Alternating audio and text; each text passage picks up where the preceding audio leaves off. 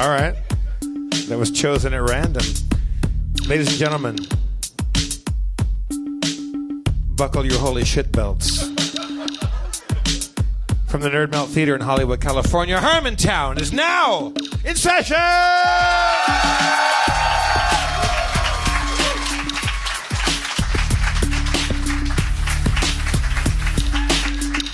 From the deepest, darkest mists of my imagination and all the concentration I can conjure, is there a Spencer Crittenden among us?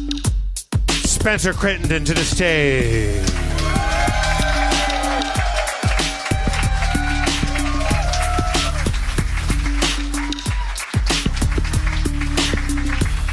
You got your shorts back on. Oh, yeah. I heard about your pants last week and I was alarmed. Oh, everyone was. Everyone was. How you doing, Spencer? I'm so good. That means he's high. Ladies and gentlemen, the mayor of Harmontown, Mr. Dan Harmon.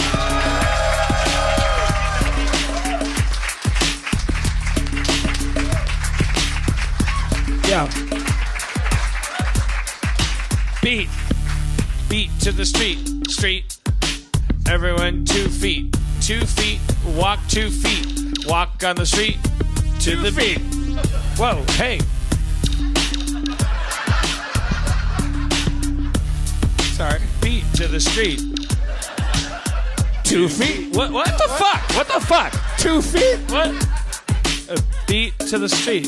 Street meat. The king of the street. You see him walking 2 feet from across the street. Don't. Feet is a lesson, too, because you can't let the 2 feet beat you. Street, feet, beat, meet. You have the beat with your feet. That's not... Don't listen to him. Okay. All right. Sorry about that. I didn't know that. I didn't know we had beef. Oh, Dan... Our fucking street beef has gone on for too long. Street beef. The beef the from beef. the street. You see him rocking that beef? Rock on the street to the beef. I mean...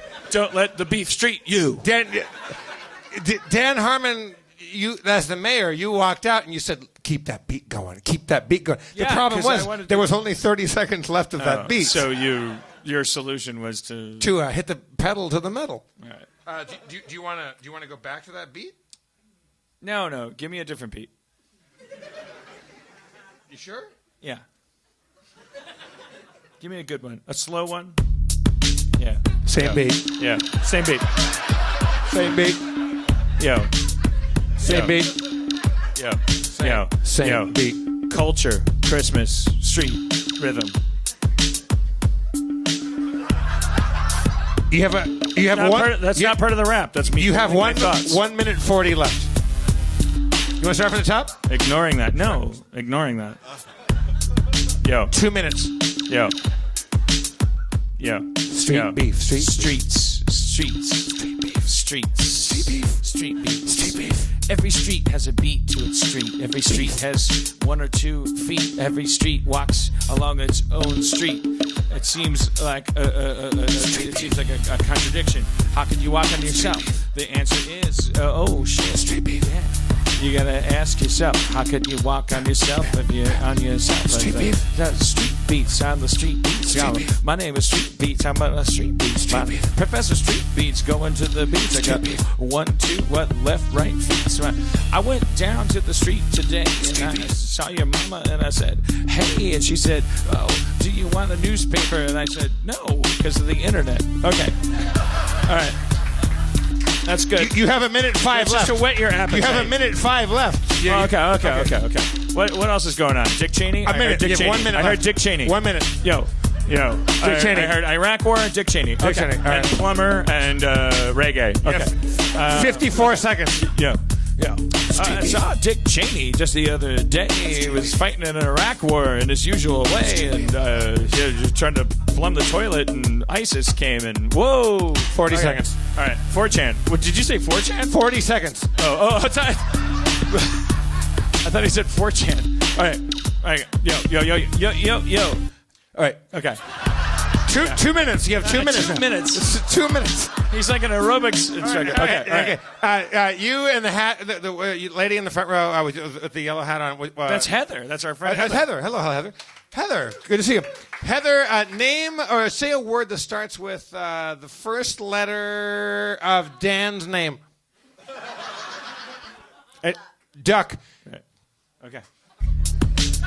Yo. Okay. Okay, 2 minutes. 2 minutes. Okay. Yo. Duck. Yo. Okay. Make it all about ducks. No tangents, just ducks. Yo. 1, 2, rap, go.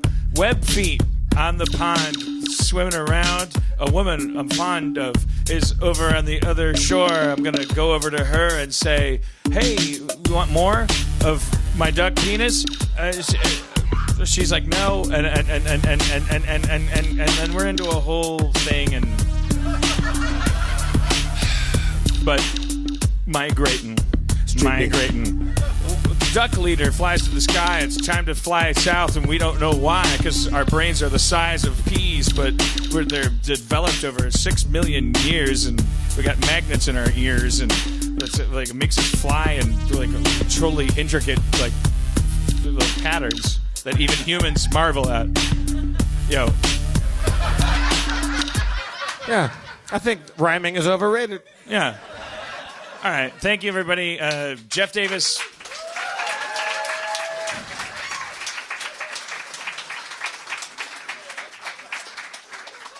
I was here to help to fucking set you up. No, to you fucking did great. Blow people's mind. You see, Dan, people only pay $5 to watch you make that face. Most people listen for free, and they don't know that you're making a face. No, you did a great job. You're a really good friend. For you listening, he's giving 2 thumbs up. Wait, he just gave 3 thumbs up. One's his dick. Obviously, tonight's one of those nights when we're all probably a little drunk. I'm fucking sober as a judge. All right. I'll be the noble one and admit that I got a little drunk today. Yeah. Thank you, kid. Thank you. You really think it's so glamorous, and then I'll see you in fucking hell. All right. Here's what I got. Everything's about fucking and porn and stuff on my notes. Wait. When you say it's about fucking and porn, is it just porn on your notes, or I don't know. It's just all about dicks and balls and stuff, or those things relating to it. But like last week, we had the young lady come up and she tried to explain Tinder to me and Rob. Right. And I was talking about, because I was like, she didn't. She tried to explain Tinder, and she did say that I think the most like interesting thing that she said was. Like, because I'll never understand Tinder. I haven't installed it and like used it, but I thought I was thinking, and I wrote it down. And like the most important thing was that Tinder was an offshoot of Grindr, and Grindr was like gay dudes going like, who wants to fuck a butt or suck a nut, or it doesn't have to rhyme when you're gay. It doesn't. Okay, we're gonna play it. Okay. Yo, Grindr, MC Grindr. I'm equal to everyone, and you've chased me to the shadows. You get what you deserve. Yo. My IQ is 200. I have about disposable income. I'm a good person. I deserve to have the right to be married. And you underestimate me? Fuck you. MC Grindr, fucking butts. MC Grindr, licking nuts. MC Grindr, what is butts? MC Grindr, whoa! All right. Okay. All right. It doesn't.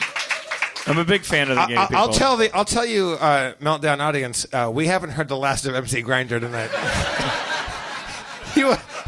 He will certainly be reprised at some point. There will be gay MCs emailing in going like, that's not fair. You're making it seem like being gay makes you a bad rapper.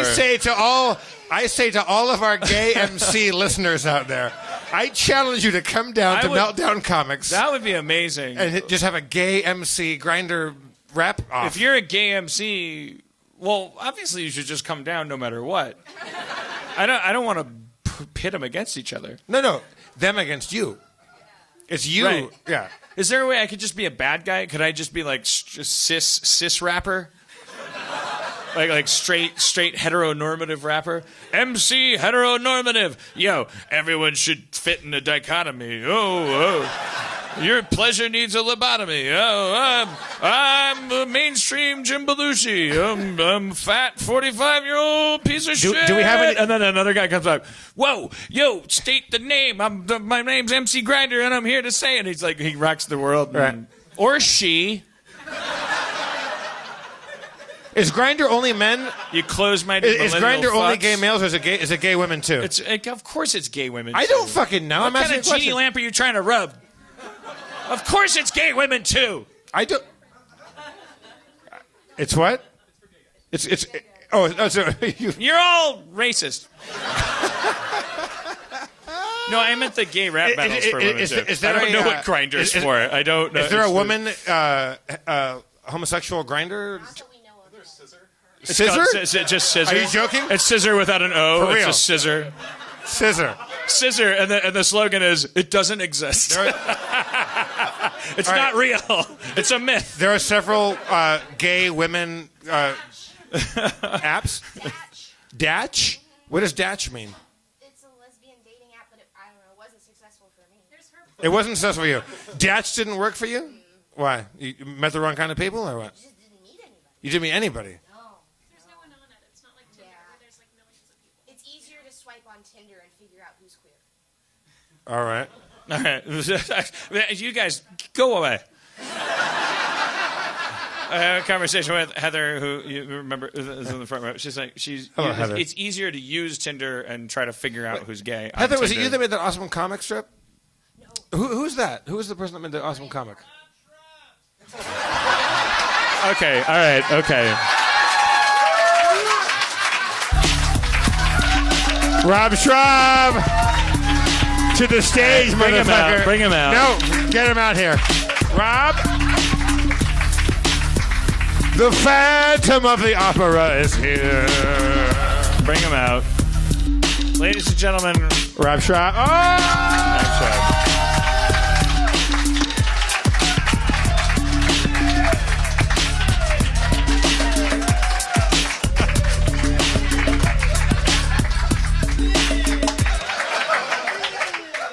What's up, Rob?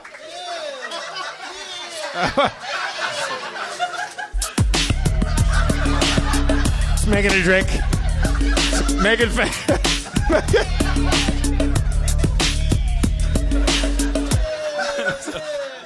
Stall.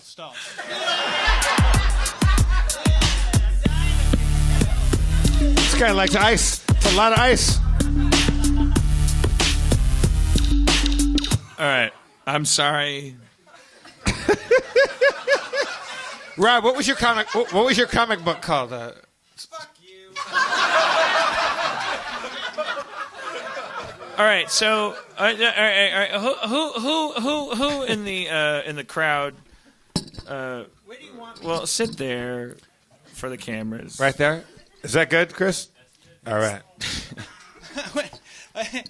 We want a nice two-shot of you guys. This is my good son. Give me a good two-shot. You guys are familiar with a male porn performer named Nick Manning. His catchphrase is "dropping loads."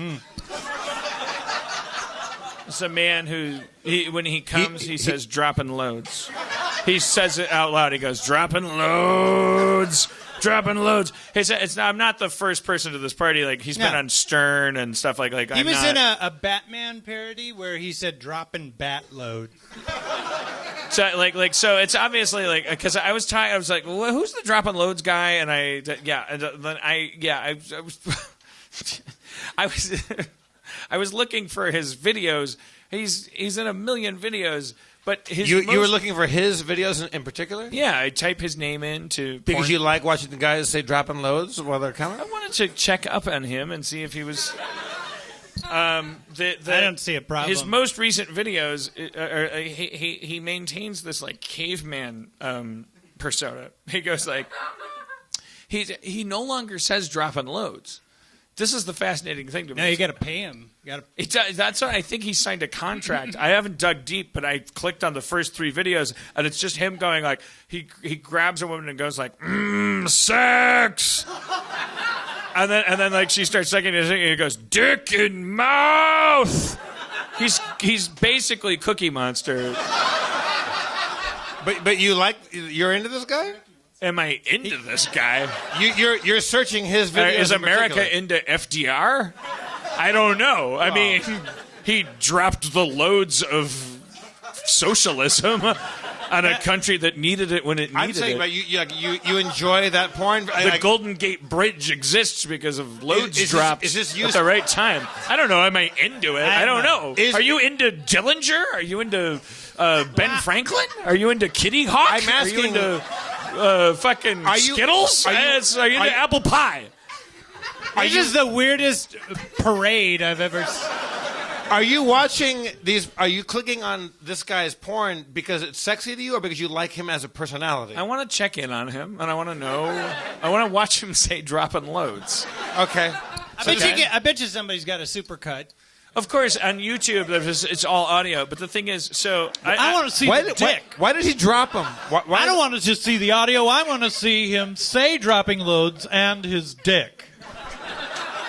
Instead of going to YouTube? But trivia, Rick and Morty fans, like season 2, there's a season 2. Is that, yeah, the Zardoz, the thing that's floating in the planet, and it's going dropping loads. That's a Nick Manning reference, and the Zardoz face is Nick Manning. But like he doesn't say it anywhere. But he says these crazy things. He goes, "Oh, your pussy juice is on my balls." Like he's like, are you jerking off to this? You're watching him, and he's going like, "Are you?" He's like Lenny Bruce. It's like you don't like porn. He doesn't like it. He's like, porn is bullshit. Like I feel like he's screaming out. He's going, "Yeah, pussy juice is great," and you're kind of like, Oh, so you are jerking off to this guy's porn? Well, why wouldn't I? I'm there. I'm. It's porn. But you're clicking in. Grow up. You're typing in the name of a guy that says dropping loads, and I'm eat that pussy juice. Well, you're already making him sound dumber than he is. Yeah, if you're not going to take this seriously, you can just stand down for a second. Dropping loads. And you're jerking off. You go, okay, you went too far on that one. Like you don't like it. I don't feel like you're receptive to I'm this. listening. Let's talk about something I'm else. receptive to finding out what the fuck is going on. My whole list is about just fucking like it's just loads about and weird. dropping. Yeah, it's tonight's a blue show. We're working blue because we were talking to Dino tonight. And Dino was telling the story. Yes. Here, get ready to go chartreuse. Dino has this classic story. That's green. And he's told a million times. I know, it's beyond blue. I'm pretty sure Dino's told this story on the podcast where Dino's like he was in a hotel somewhere out of town and he ran into a trans. He knew he or she and put a pin in your offense because that's the point of the story.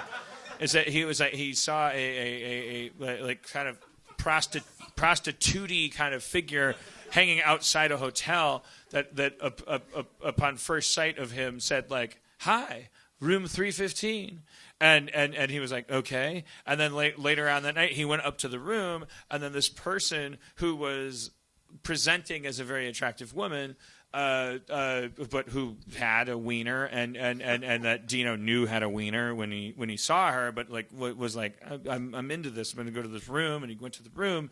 And then, like he has this sexual encounter with this person, and he was retelling the story tonight, and I just thought it was so funny because while he was saying it, it was like I don't know if it's a man or a woman, and that triggered my like millennial like I was like well come on, you have to like what were they presenting as? But it was so funny because Dino's the new Archie Bunker because. He's like we were like riffing on if All in the Family was made today, Meathead would be the one going, "Archie, Come on. Are you telling me you spent the night with this person? You don't know what they were presenting as, what pronoun they preferred? And Archie Bunker was going, geez, meathead, look, I sucked on the dick, I fucked the butt, what does it matter? Jesus Christ. It was just like the Gen X mentality, because I was like, I don't know. Like, it's a fucking dude. It's a girl. It's like he was in the movie. Oh, jeez, I got the poop in the dick, and I'm licking the balls, and I don't care what that's a clit or a pussy. What is this person? Yeah, jeez, meathead. It's pretty funny to me that truly, because I was like, we were riffing on that, but it's like it actually is the case that today's meathead. Watch the show All in the Family. I'm going to have this guy on the show, Norman Lear, who's like 903. You're going to bring Norman Lear on the show? Well, I got an in. We could have him. We could have him tomorrow. I could have him on a paper plate. Norman Lear, we've got a new pitch for you. But All in the Family, but matter. all in the right now. All right. Knock it off. Okay. Knocking it off. All right, one more thing, and then I'm done with my. And then we're freewheeling. The fly pants. That wasn't freewheeling. That was not freewheeling. I'm trying to move forward post-divorce into a new era where I'm going to dress. I want to wear all the same outfit all the time. I learned this from a character called Seth Brundle in the Cronenberg's remake of The Fly. You tried this a long time ago. You for a while. And I did it, and I ruled. You wrote Monster House in that outfit, I think. No. The first 25 pages. The character of Seth Brundle in Cronenberg's remake of The Fly, Gina Davis opens up a closet and she says, and she goes, when are you going to change your clothes? And he goes, I change them every day. And then she opens the closet and there's like 5 of the same outfit. And she's like, what the hell? And he goes, I learned it from Einstein. You don't have to waste your time thinking about outfits or whatever. And that's the moment when she like jumps on him and starts making out with him. So I was like 13 and I was like, okay, so here we go. So what's your outfit going to be? What are you going to wear for us? I'm glad you asked.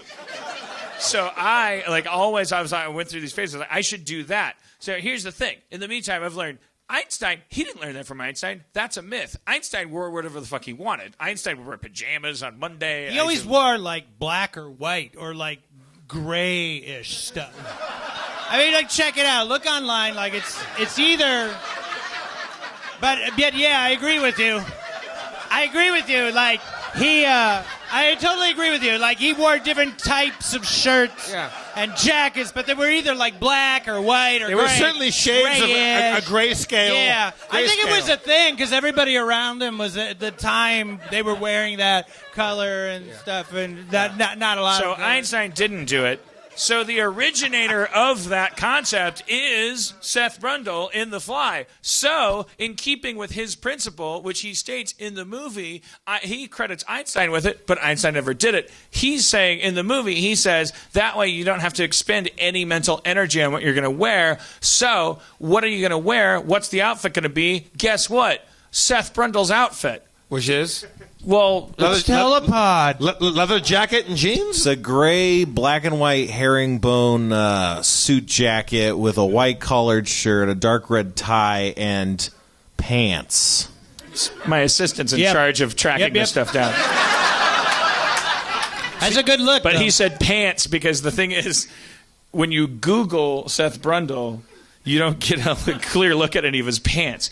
A lot of the imagery is of a fly man climbing on walls. Right. Like, and he's wearing a tweed kind of jacket, like a. It's a herringbone. It's a tweed. Yeah, no, he nailed everything from the waist up. You can see that. So you're going to freestyle on the waist down? The pants? No freestyling necessary. We're going to watch the movie together. Yeah, and we're going to get this right.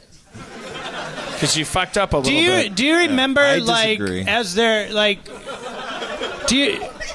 Go ahead. I'm sorry. Well, no, he's saying he disagreed. The thing is, if you go on the Google, despite Seth Brundle's protests, he seems to be wearing 3 separate pairs of pants throughout the movie. Whoa, Which is wild card. It's the antithesis of his claim, is that he wears the same outfit. So the solution to that problem is to make me try on and off the same pair of pants that are the wrong color over 3 days. Yeah, that was completely related to this problem. No, yeah, we got to figure out. We had to see. We can't get his sizes, so I had It's our to first fight. I had to eyeball the pants and then take them to the tailor, and then they'd go, I can't hem this. You have to have him come in, and I'd say fuck you, and then they'd hem the pants, and I'd bring them back, and they'd be hemmed wrong, and so I had to go back and get him to fix it again. So when you guys figured this out, you were actually going to commit to wearing that outfit across the board. Yes. Now, Dan, we've been burned before with the Harmon. That was a flash in the pan. Are you going to commit to this one, or are you going to bail on it? If I feel like it. That's not. I don't do it for you. No, I'm saying like you wanted the idea to have the Harmon around your neck. Like I know what you're saying. You want to look. I want you to commit to this. I'm all for this. I want you to be consistent, but you want to make it interesting. I wear a suit all the sometimes fucking you're time. my friend, and then sometimes you're attacking me. Hey. See, Dan. Hey, I got a solution. What? Let's make it interesting. All right. A little side money, Harmon. Okay. Yeah. Right, Okay. 1 year. Too much. We'll go down. How about this? Once you find the outfit, and I'm all for this. I'm not antagonistic to this idea at all. Okay. When you find the comfort zone, you go, okay, this is the color of the trouser. This is the jacket. This is the thing. We're gonna get. How many do you think Spencer Dan will need? 5. 5? Yeah, Okay. maybe less than that jacket. And then we'll put a calendar right here, and then we'll check it one off. exception at the outset. I don't want to wear his shoes. I don't like the fucking dress shoes. Okay, what do you want to do? I like my Chucks. Normal shoes, right? Okay. My You John wear some Varvatos. Converse. Those are going to stay the same for a couple of years anyway. So What do you mean? you strike me as somebody who doesn't wear a lot of different shoes. I don't. See, Rob, Dan is hearing. You strike me as somebody who don't change them shoes a lot. Dan, you're hearing attack where there is none. You need to change those shoes, bro. Wearing the same old nasty ass shoes all the time. You need to change them shoes. Dan, we're on your side. I'm totally. You're saying I'm not attacking this at all. Are you guys I'm all for perceiving it. me as being in a grumpy mood, like a defensive mood? Well, I think right now, like there are times when you hear attack when there is none. You hear combat when there is no combat. Really? Like, I'm saying absolutely do that. I would love that because like Steve Jobs, he wore the turtleneck, right? And Zuckerberg, Look where he is now. wears the gray T-shirt. 2 biopics. Yeah. Beat that. Yeah. Follow that. Yeah. Look where Steve Brundle is, or Brundlefly. Steve Brundle. Look where Steve Brundle is. The famous Steve Brundle that you've been talking about for a while. All right. Well, we're off-roading now, so I hope you guys brought your show. Because those are the. Do you remember? Do you remember the fly? Why are you upset? We're saying yes and to this idea. No, I'm not. Don't tell me I'm upset, you piece of shit. You seem bummed out. I want you to start wearing an outfit. I'm going to. Yeah, but you're so. I want the pants to be right. Okay, I want to help you get the right pants. I'm trying to get them right. We're gonna get the right pants. All right. Of that we can be sure. But my prediction is that you're gonna go. This is gonna stop miming eating. I didn't know what else to do. Trying to. I think this is going to go the way of the Harmon, or the last time you wore Einstein outfit, where you wore your powder blue short sleeve tucked in button down shirt. Well, I want every kid out there listening right now to listen to what Jeff's trying to do. What he's doing is called identity bullying. Like, if you decide 1 week that you want to be like Captain EO, I'm trying to modernize the reference.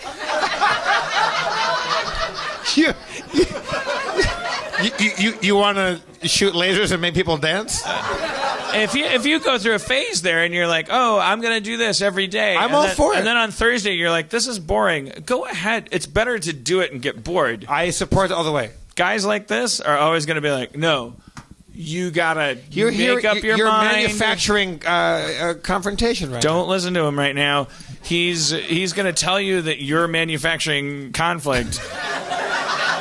But what he's trying to do by saying that is kill you and murder you. What Dan is doing right now is apologizing for him wearing this the Brundlefly outfit for 2 Harmontowns and then giving it up.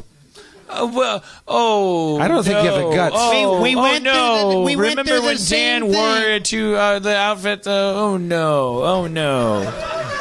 The enemy. He's the enemy. Like, just follow your bliss, follow your heart, kids. If you fall in love, fall in love. Love that person for 2 days. If you don't love them for 3 days, that's not on you or them. That's on God. Just fucking love. I think you brought me out too early.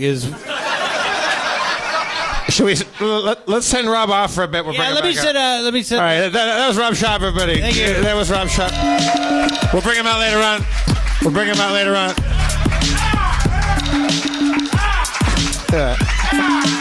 It was too early. It was too early. Too early to bring out Rob Schrab. All right, I'm glad this happened because obviously tonight's about retooling the format of the show. I'd like to bring Rob Schrab back out. Rob Schrab! Let's bring Rob Schrab back out tonight. Because now it feels right. Now the timing is right. I want him to understand who's in charge.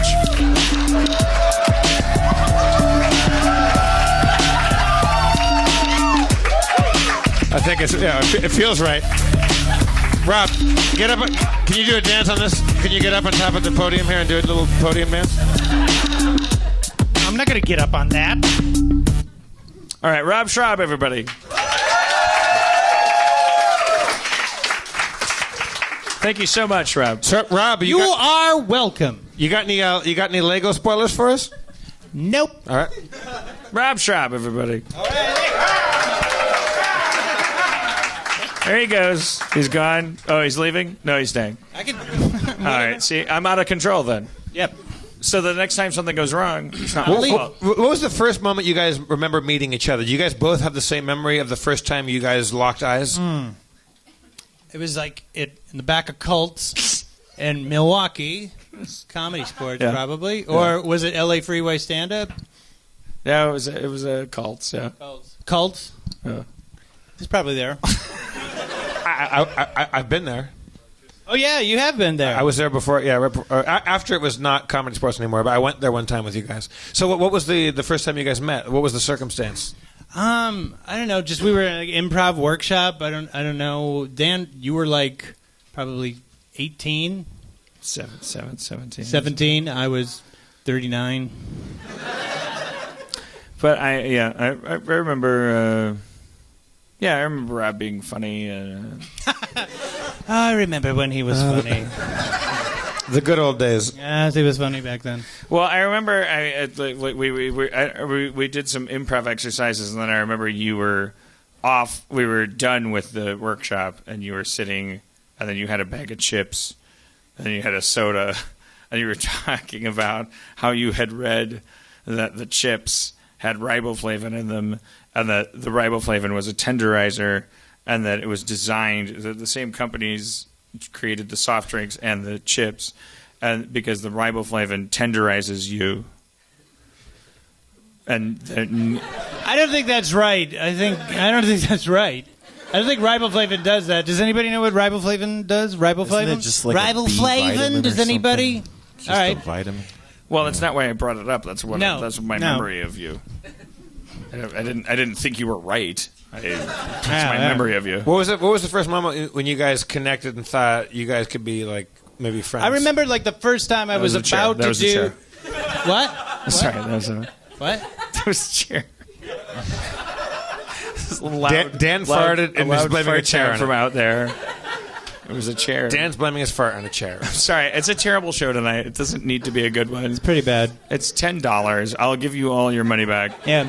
It doesn't matter. Life doesn't matter. No. Just find someone you're happy with. Just find someone you're happy with. Just find someone.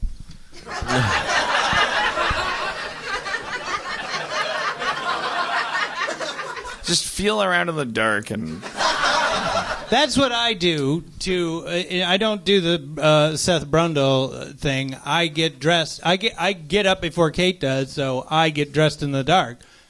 So that removes everything, you know. So I just like, oh, okay, this and that, and then I walk out looking a little weird sometimes. Do you ever wear like different color socks and shoes? And oh God, yes, for real. Oh my gosh, and it's crazy. Everybody goes, wow, who's this guy? Different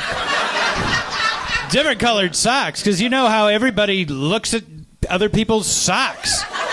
This is the shit that I would go through every fucking Sunday morning with my mother, you know, and I would put on, like, white socks. You can't wear white socks with dress shoes. I'm like, who's looking at my socks in church? We're all sitting down. I'm behind a pew. If they're looking at my socks, maybe what we're listening to is fucking boring. Hey, that's a new commandment. Of the 11th commandment. Yeah. Try to be more interesting than socks. Yeah. Right. And fix the air conditioning. At the premiere for Monster House, because it's a Halloween movie, the invitation said, wear your favorite Halloween costume. And the only people that paid attention to that part of the invitation were Rob and his wife and some kid who dressed up as Jack Sparrow in order to get people to watch his Nickelodeon show. Right. Yeah. Like some kid that was like, right. "Oh, I'm Jack Sparrow." Yeah, so Kate and I get out. Everybody is fucking Monster House world premiere, and everyone's like, "Oh, the house is a monster." Hello, Mr. Zemeckis. Yes, we did it.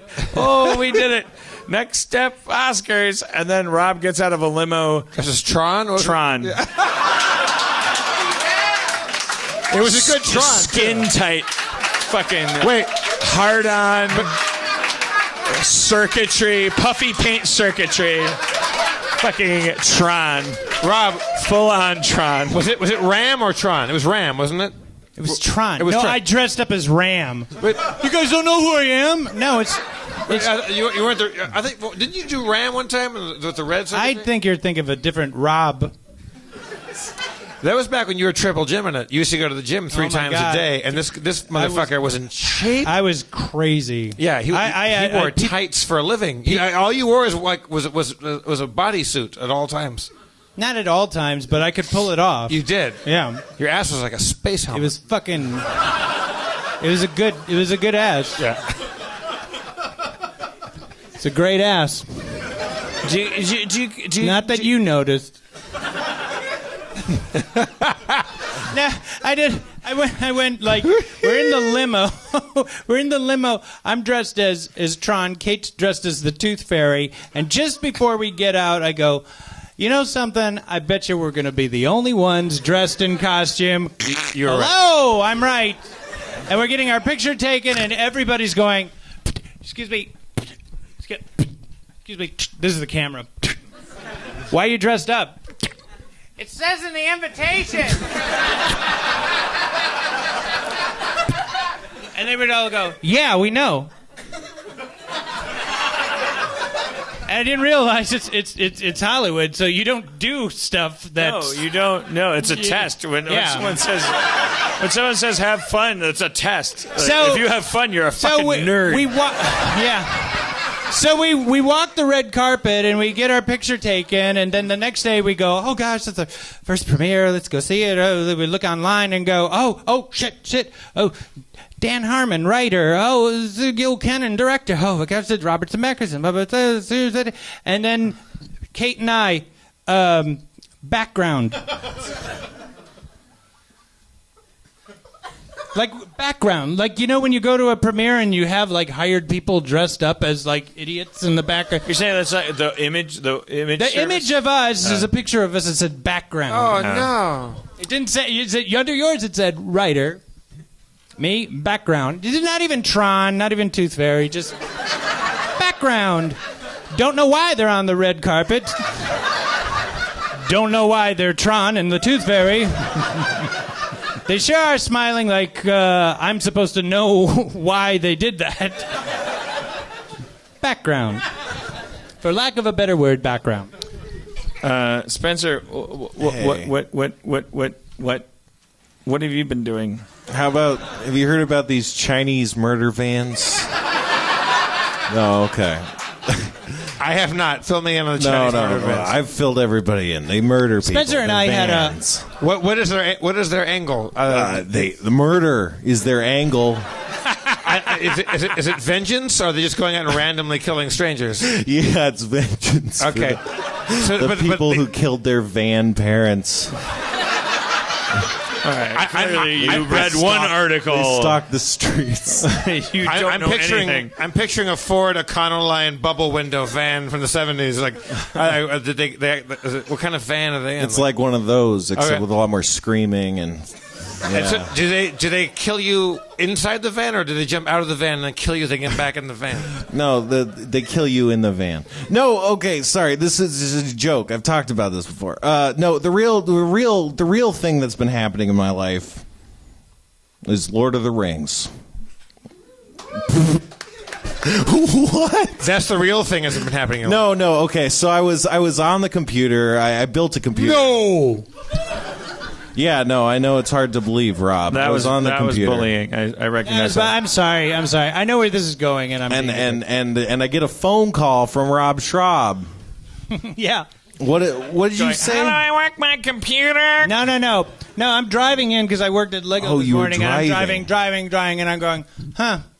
Beep, boop, boop, boop, like, yo, Spence, what's up? So I'm masturbating, and I'm like, I'm just on that internet. I'm on that Kotaku.com.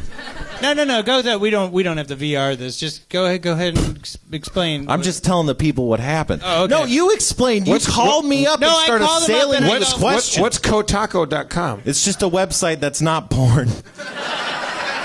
But you jerk off to it. Yeah, no. Okay. That's what I tell Rob when he calls me when I'm jerking off. I got you. What site were you on? Oh, no, I was playing Minecraft. That's a joke. All right, come on. Okay. Serious. Let's get serious. So I'm driving, and I have a question. So I called our dungeon master, and I went, "Hey, why is it called Lord of the Rings when there's only one ring?" Why? I don't understand that, because as far as what I'm seeing and I've read, there's four books, in several things in the books and stuff like that. I go, seems to be only one ring, and it's the ring of invisibility. And Bilbo got it, and then did they? What do the other rings do? What? Well, first of all, where are they? And you're in the first 15 seconds of the movies. Oh, well, then name the fucking whole thing after it. Oh my God! Oh my God! I'm sorry. I must be mistaken. The first 15 seconds of the whole thing. No, okay, but name the whole thing after it. Then, if that's what the story's about. If that's what the story's about... Oh, it isn't? It's not what the story's about, right? Oh, okay. Hey. Let's call it King Kong's. But there's only one King Kong. Yes, but he had a mother and a father.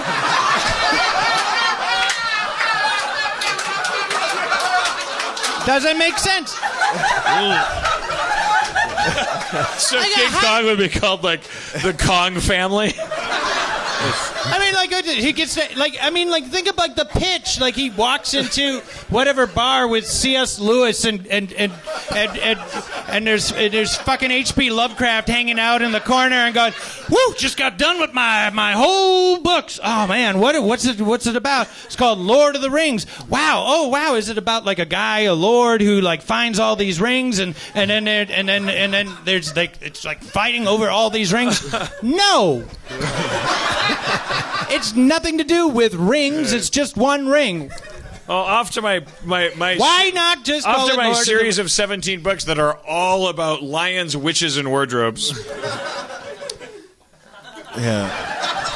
Hey, it's more accurate than. But there's not even a Lord of the Rings. Like I mean, presumably whoever made all those rings was a Lord of the Rings. But Do the story about him. There's no, but that person is not even like. Well, no, he's the Lord of One Ring. What are you talking about? He made all the rings. I don't think so.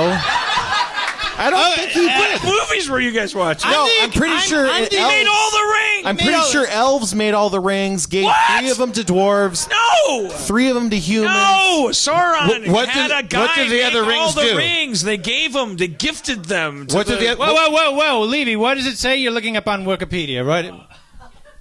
Steve Levy, get out of Steve Levy, everybody. Steve, get out of I'm sure someone knows. This isn't a debate. No, it is.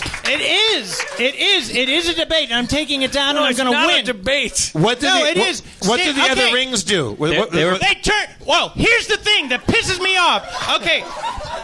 My name is Sauron. I have this ring, and now I'm really powerful, and I'm going to do this thing with the sword, and everybody's going to fly all over the place because I did this thing with the sword, and I'm so powerful because I'm wearing this ring, and then somebody cuts off my finger, and it falls down, and blah, blah, blah, blah, blah, blah, blah, and then, okay, the Bilbo gets it, he puts it on and turns invisible.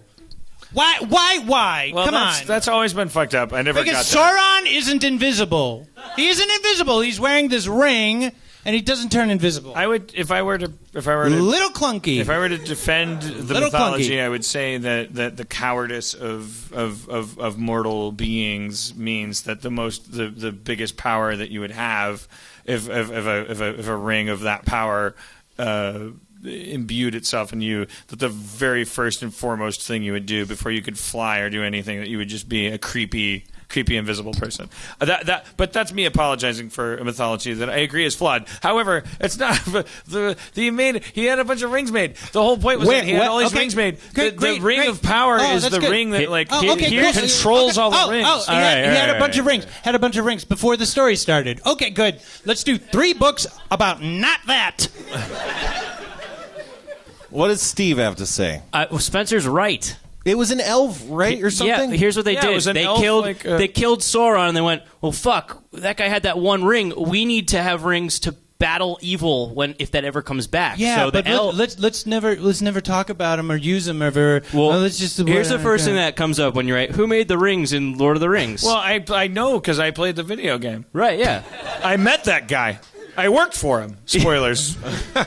Met him. I had lunch with him. He gave me superpowers that were curiously compatible with Warner Brothers Interactive's game engine. I'm so sorry. Hobbit is the only good book. You hear that? That's the sound of just failure. Yeah. I don't care. No one cares about books. Like no one says you're like right. People hate books. We're in the back of a comic book store, not in the comic book store The itself. idea that the thing that threw you is that's all explained in the beginning. They made a bunch of rings, and there was one ring to rule them all, and in the darkness bind them. The thing that should throw you is that after 3 movies that span 9 years, it turns out all you got to do to set things right is talk to green ghosts. Well, that's not true. That didn't solve The green Frodo's ghosts story at kill all. everything. They The didn't green kill ghosts Gollum. go Then call and they it sail- Lord of the Green Ghosts. Yeah. King of the That Green I would- Ghosts. that I would agree with. That's That a better makes sense. title. Lord of the Rings. There's only one Green ring. Ghosts. It's All right, got, call let's it the move Ring on. movie. Can we talk about vaccinations? Fellowship Let's talk of the about Ring. AIDS. Hey, do you guys like Oh, AIDS? shit. AIDS. I don't like AIDS. prevention. Omaze. Omaze.com/Rick and Morty. Go there and fight AIDS. Fight AIDS. Enough with that. That was a good plug. Wait, we got one more plug. AIDS. CISO Beta. Yeah, go to Harmon. Go to CISO.com. CISO/beta. Or enough of that. Everyone fight AIDS and watch CISO. We'll do both. Can we get back to the beta code if you want to get on CISO right now is Harmon Fan. Harmon Fan. So I won't remember that. What's available? For all the CISO content? Parks and Rec. a bunch of content, yeah. Oh, yeah? And It's then a good eventually website. Harmon Quest. Only one ring in the. Yeah, Only but one there ring. is no Lord of the Rings. Like the Elven Jesus Christ, King. it's obviously fucking Sauron. Well, he only had Sauron. Then call it Sauron. Then call all three books Sauron. Right. Dear Sauron, J.R.R. Sauron, Tolkien, you misnamed your book that in 2015 there's 90 movies about. What? What did he do wrong? Hey, yeah, He named it wrong. I mean, if something's popular, then it's right. Hitler. Kaboom. Sauron. Kaboom. Yeah. Called you There you Hitler. go. Lord of the Rings. There's so many things to complain about. Okay, I'm reading the second one. There's going to be hopefully at least another ring coming up here. The last piece. There's no other ring. There's still one ring. He loves the rings. He loves rings. That's why you watched the movie. You love rings. You knew there were going to be a million rings. I like the ring in The Hobbit. I thought it was Oh cool. yeah, so you wanted a million rings. Because It it would was be called cool. Lord of the Rings. I You wanted want to watch at a least- million rings. What are the other rings? You love do? rings. You love rings. You love movies about jewelry. I like accurate. I like consistency. Yeah. and You love accurate. logic. That's why you want Die Hard to be called a guy in a tower. But that's an accurate. Right, no, that'd be great. That's an- Meep, mop, moop. No, I enjoy movies. No, I'm on your side. I enjoy my Die movies. Hard is a good title. Die Hard's better than a guy. Yeah. But it's not Die Hard's a lot. Well, It's here's the not- thing. He doesn't die hard in the movie. He fucking lives. He stays alive. Yeah, forever. Yeah. Well, Because all of the it's- series are called Die Hard. He hasn't died yet. It's hard for him to die. He's a hard dyer. It's a hard die. Hard Dyer would actually. Hard dyer. Hard Dyer. See, I love Die Hard as a title, but Die Harder is a better. Hard dyer. Yeah, Hard Dyer. Yeah. What's that? He is the diehard. Yeah. So like he's like a diehard like something like people like Yeah. oh I'm a diehard. He's a hero. diehard. Right. I'm a die-hard liver. Yeah. He's just a badass. No, Yeah. he's the diehard. Yeah. Yeah. Oh, yeah. Well, there was a battery, a car battery. They probably still have them called Die Hard. Yeah. That I'm kind of was excited like- that you were so passionate that you would cry that out. Are you that big a diehard fan? No. Oh, okay. I don't know where to go with you. My mom Are is you a big fan of yelling things out, or Bruce Willis, or John McTiernan, or? I'm a fan of making people believe what I want them to believe. Okay, so you're a witch. You're a or a hypnotist. all right. Well, Do you have powers of persuasion? Maybe. No, you don't. I found out at the same time. I was, how old were Dan? You and I are about the same age. How old were we when Die Hard came out? I was 24. All right, I was 15. So then I was 14 or 15, and my mom and I were really into Die Hard together. Cause I'm just slightly younger than you. My mom was really into Die Hard, and every time it came on TV, we'd watch it together, and I loved Die Hard. But I found out, like the third time we watched it, that she just had a giant boner for Alexander Goodenough, the blonde bad guy. I want blood. Yeah. Not dissimilar from Nick Manning. Pussy juice on dick.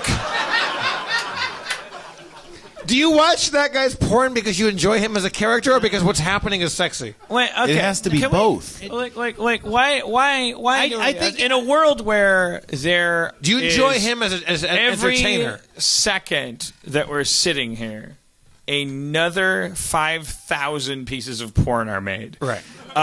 We clearly, if you took one step back from our species and looked at the media we create, as you would with honeybees making whatever they make, and don't say honey, don't say honey. They make wax. They make wax. If you took a step back and looked at what we create media-wise, you would go, these people love porn. They make a lot of it per second. So the answer to the question, was I watching Nick Manning to make fun or to get turned on? It's like, I bathed in it. I fucking open my mouth. I'm like, give me what you got. And he's like, he didn't say dropping loads. And I'm like, I eventually came. But you like him as a I don't like him. You don't like him. But, I don't know him. But he might be conservative. I don't know him. He might be dropping loads. We should tag Muslims. I want to drop a load on each Muslim that you can read at an airport. What is Rob doing here? Rob is getting complicated. I'm getting comfortable because he's sitting like he's doing this. He's about to tell us something about our high school experience. Hey, yeah, I've done some drinking. I've done some drugging. It wasn't that cool, I'm telling you, kids. You got to read. What's going on the Lego 2? What do you need? What do you ask me any question? I'll tell you the absolute truth. Have Phil and Chris stepped foot in the building in the last year? Absolutely, yeah. Every day. All right. Is Fire Style in the next movie? Yep. You sound like my mom. Yeah. Is that Fire Style going to be in the movie? No, Wild Style, I think you mean? Of course she's in it, right? Yeah. Good to know. When do you leave? You're going to Vancouver, right, to make it? Yep. When do you leave town? At the end of 2016. Oh, so it's way off. Are you going to miss me? Yes. Why won't you look at me? Because I'll start crying. What are you going to miss most about Dan, Rob? What am I going to miss most about Dan? Oh, yeah. Or name your one or two or three top things that you're going to miss about not being in the same city with Dan. Watching dumb movies with him. Dan, what are you going to miss about Rob when he goes away for a year and a half? His pain.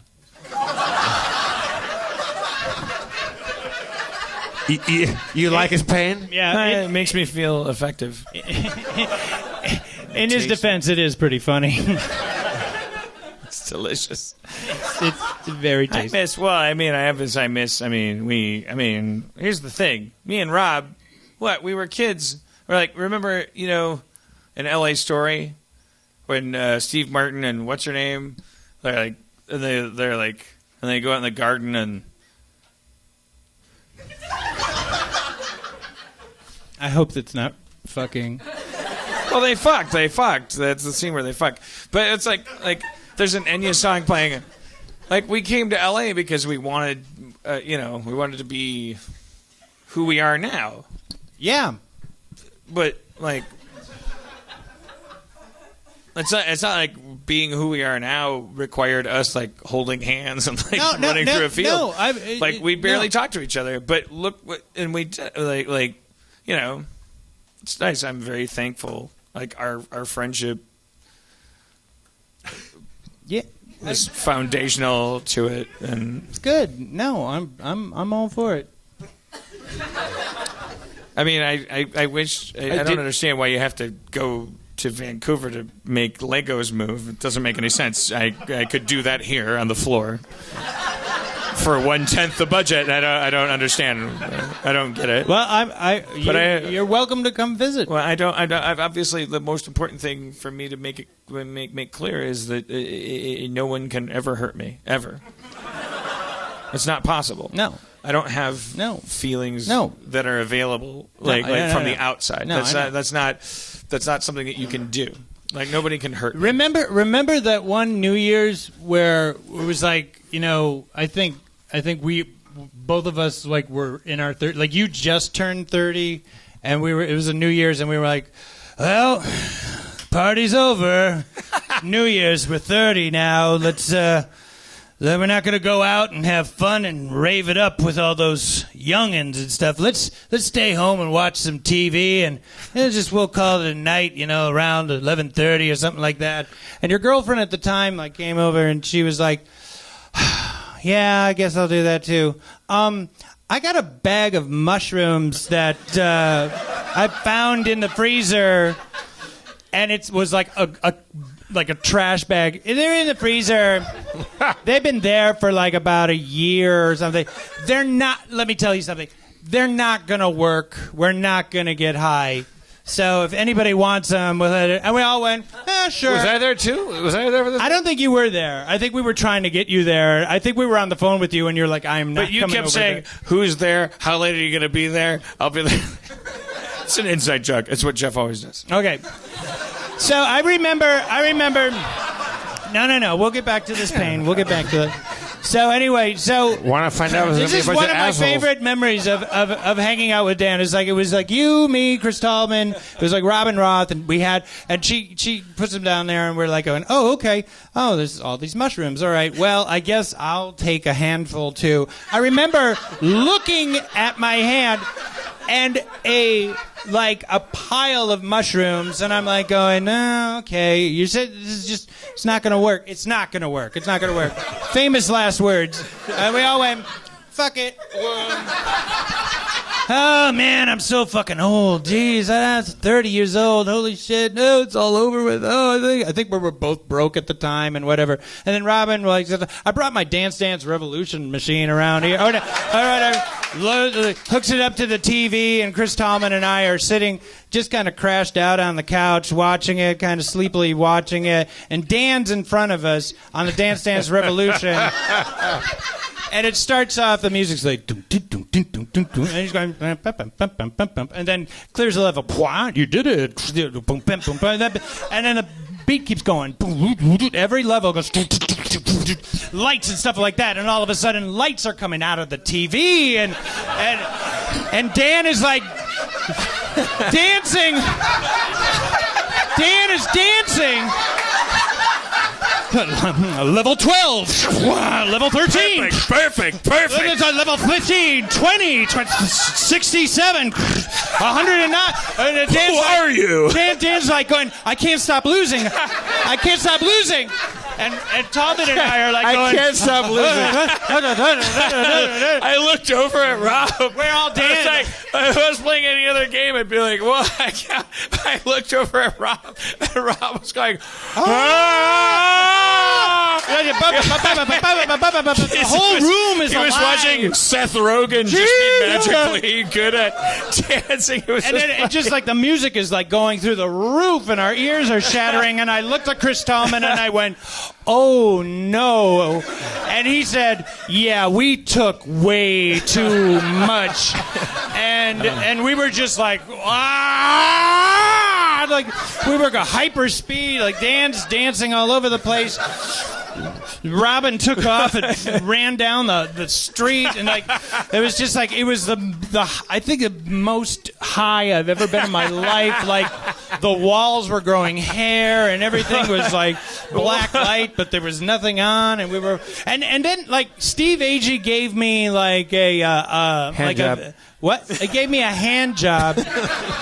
No, he gave me like a couple days earlier like a videotape of like unaired famous unaired pilots that you never seen or something like that, just clips of it, and they had like the the original pilot for the Munsters. Oh God! It's because what you don't know is that they shot two pilots for the Munsters. That was that night. That's when it became a bad trip. Yeah, it became a bad trip. Yeah. Because I was like, I can dance.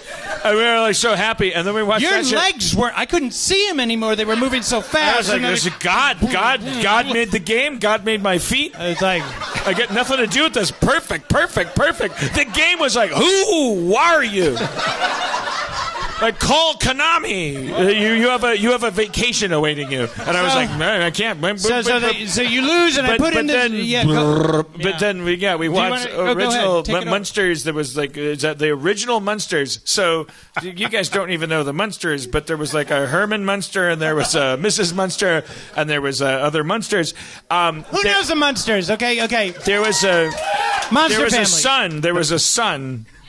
Eddie. Thanks, kids. Thanks. He was he had a widow's peak and blah blah blah.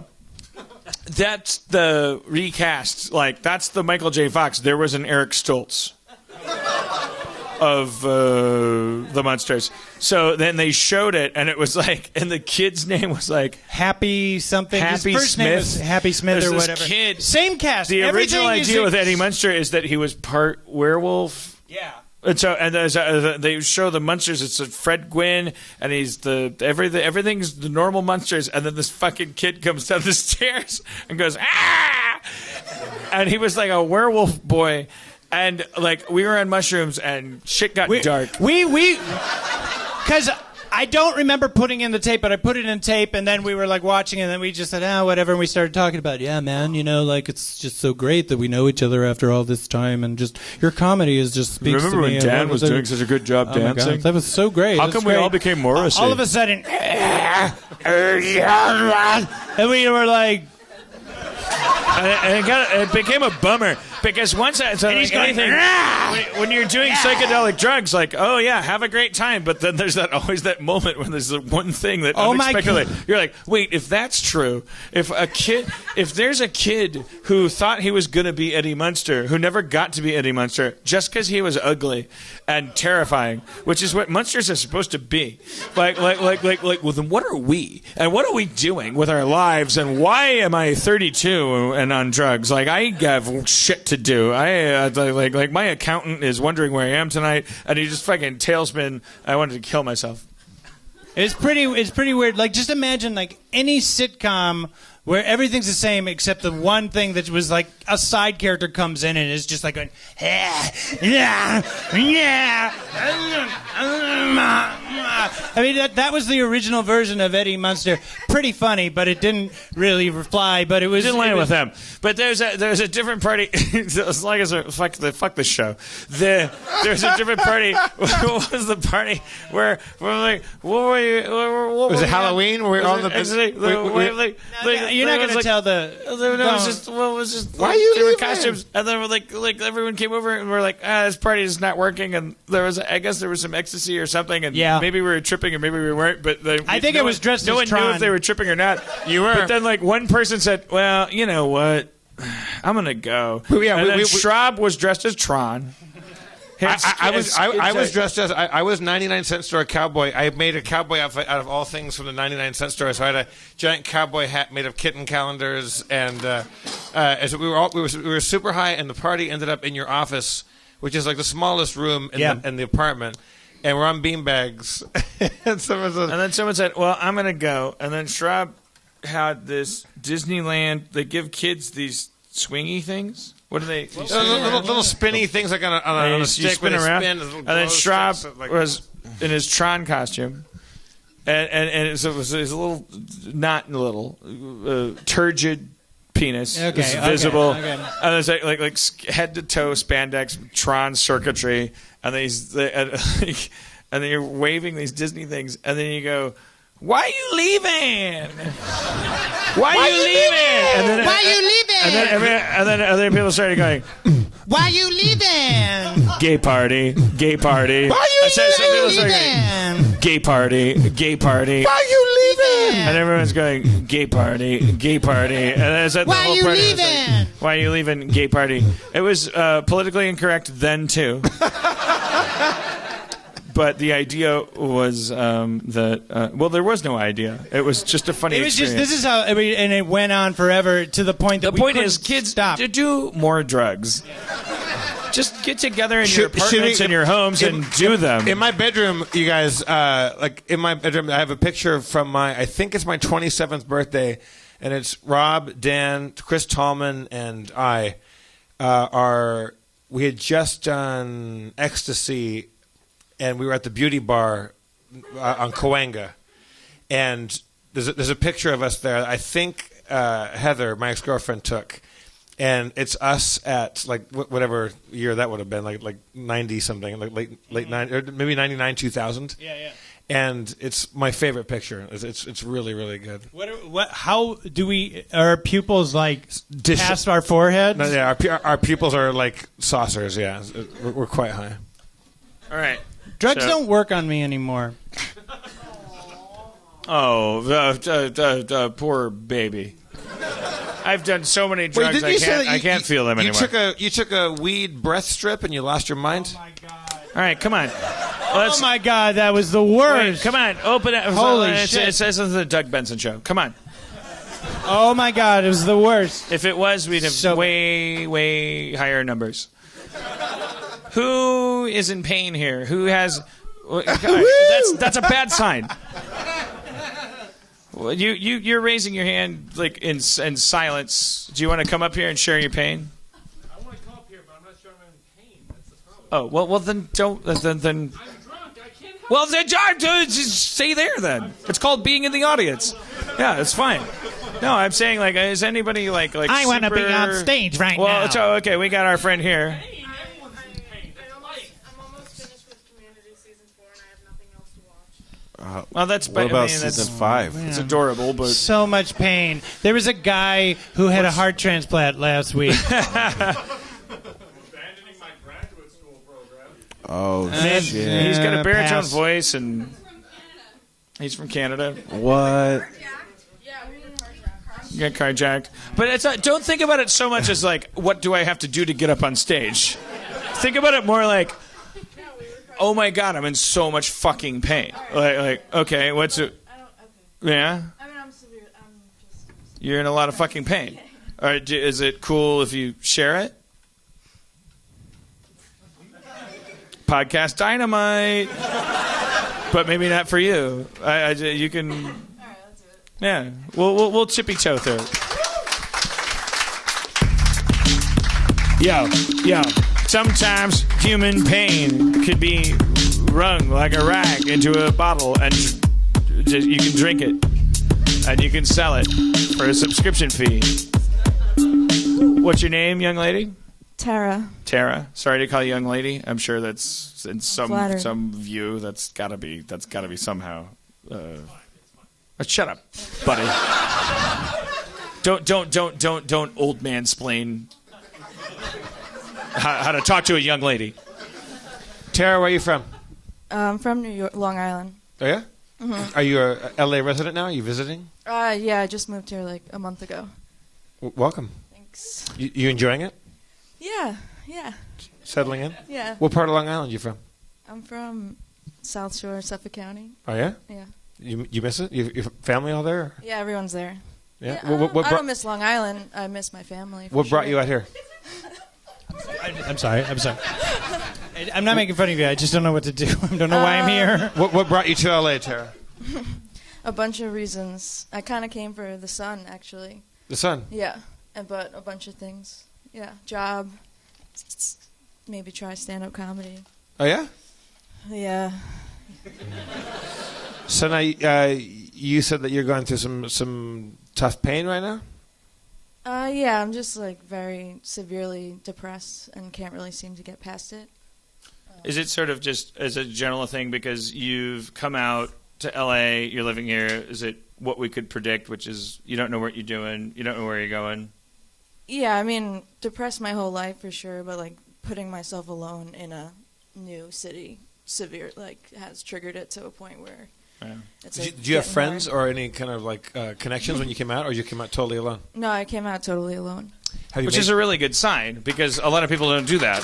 Yeah. I didn't do that. Yeah. Schrab had to come out to LA for me to come out. I never would have gone out. I have to commend you. That is a very ballsy thing to do because, like Dan and I in Milwaukee said for years, we got to get out of here. We got to go to Los Angeles. I never would have done it if Dan wouldn't have gone. If he was said, I'm not going to go, I would have stayed there. So to do it by yourself is really commendable. Thank you. Yeah. It doesn't necessarily foretell anything, which I think that's the big crucial issue. How old are you? You seem young enough. We can ask how old, right? 27. 27. That's how old I was when I came out. So the importance of I was way younger than that. To me, I was like, why is he even bothering to come out? 27? Deal. But the when we talk about age, when we think about it, the big crucial issue is outcome. It's like oh, I need to accomplish this by this stage and all this stuff. Like that's the big thing. And so it's you come to a big city like LA or New York, and it's like, oh, the reason I'm coming here is because this is the place where you plug into this mainframe, and then I'm going to become this like heightened version of myself, and it's going to be at the mercy of this bartender or this agent or this like flyer or this workshop, and you're fucking dizzy and like wondering because I'm sure back home you've got probably a tribe of people that, bless their hearts, maybe aren't totally going, totally, I get it, go audition for everything. Oh, yeah. I'm not like auditioning for and don't have expectation of joining the entertainment world, but. So you're right now at 27, you're going, I got out here. I'm just getting, okay, so I'm exiting a 4-year like relationship. I was going to say emotionally abusive relationship. So I kind of fled a state to come to this state. To get away from that guy? Yeah. Yeah. Good for you. Good for you. Yeah. He's not a bad guy. I'm not an angel either, so whatever. I had it coming. Just so you guys know. But sometimes like negative things like that's rocket fuel. Like the way rockets get off the ground is by firing things in the opposite direction. Like that negative stuff is something that can get you into orbit and to go the places you want to go. So like I'm very happy that you chose to land here on a Sunday night with us. That's very cool. Well, do you have big fears about tomorrow? Like, I'm sure you have. Like, what's the financial issue? Like, LA's an expensive place. What's your situation? I do have a job. I got a job before I came here. I work as a behavioral therapist with autistic kids. Oh. Yeah. Well, that sounds like it pulls down a lot of year. That's here in LA. I guess I just have like Christmas blues and sadness. I just like cried for 2 days. I watched The Fault in Our Stars last night. Oh God! Oh my God! Oh God! Yeah. That's the best movie ever. Oh my it's God! Fucking, it's like Human Drano. I've been crying for 2 The days. Fault in Our Stars. Is there more than one star in the movie? Because if I haven't seen it yet. If I go seeing it and they're just like, oh well, there's just one star, my brain will blow up. It'll blow up. It'll blow up. My brain will blow up. It'll blow up. It'll blow up. My brain's gonna blow. I happen to have seen that movie. I was 42 years old in a luxury hotel in Venice at Christmas time with a woman I loved very much. There was absolutely nothing wrong with my life, and that movie made me wobbly. Like I was like, "What is a gondola? Really what does it matter?" So if you're 27 and you're like you don't necessarily have a mortgage and a health plan and like you watch that movie, that's good. That's like fucking, what do they call it? A neti pot. That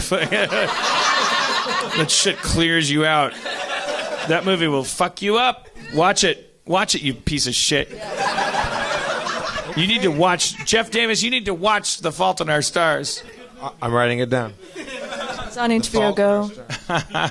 It'll fuck you up. I have HBO Go. Watch The Fault in Our Stars. It'll fuck you up. But there's definitely a positive message from it. I thought the Anne Frank set piece was a little weird. Spoilers. It was weird. Spoilers. But I don't want to, fuck especially it. when the applauding. Yes. The applauding. Yeah. Sorry. Give us a second. No, it was insane. I've actually never seen a movie that had something that insane in it that I also still at the end I was fucking weeping. I was like, that's a good movie. I hate children. I was like I was just like weeping.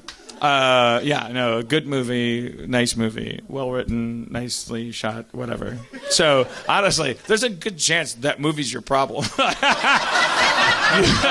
There's a really, because I'm telling you, that's some potent shit. Like you may just need 3 days off of that movie. You may be fine.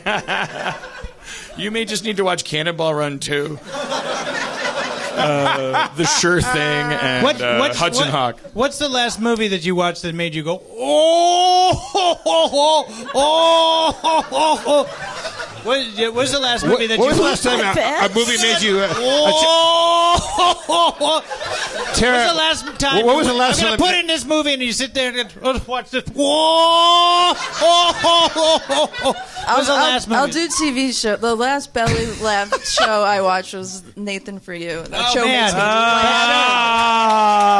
It's the fault in our stars of comedy. Which one? God. It cleans you out. Which episode? Which episode? I just watched the season finale of the second haven't seen it season. yet. Oh my God! I haven't watched the third season yet. He's on 3, right? It's so fun. He's awesome. We should have him on the show. Should have him on the show. You know what? I could totally. I got his number in my phone. Do you remember like last season where the weight loss episode? Hey, excuse me for a second. Levy, book Nathan Fielder. We could book Nathan Fielder. Yeah, do it. Done. Hey, and you know what? Steve Levy's taking out his Neil iPhone. Diamond and Lena Dunham. You know what, Steve? Let's find out if Dan's full of shit and just call him right now. Call him up. Do you have his number? Call Nathan right now. You don't have his number? Dan has a number. Dan has his number? No, but I can get. Dan's gonna Chevy Chase this shit right now. It's gonna leave him a drunk voicemail. It's gonna fucking go viral.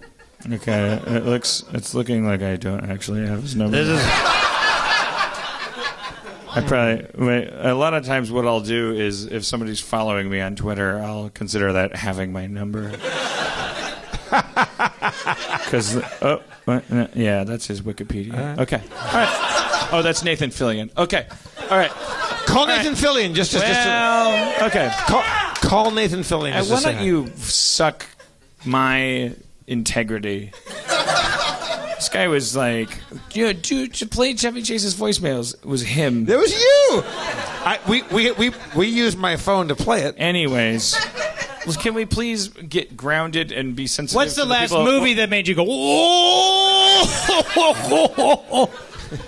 What was the last movie that turned you into a Japanese stereotype?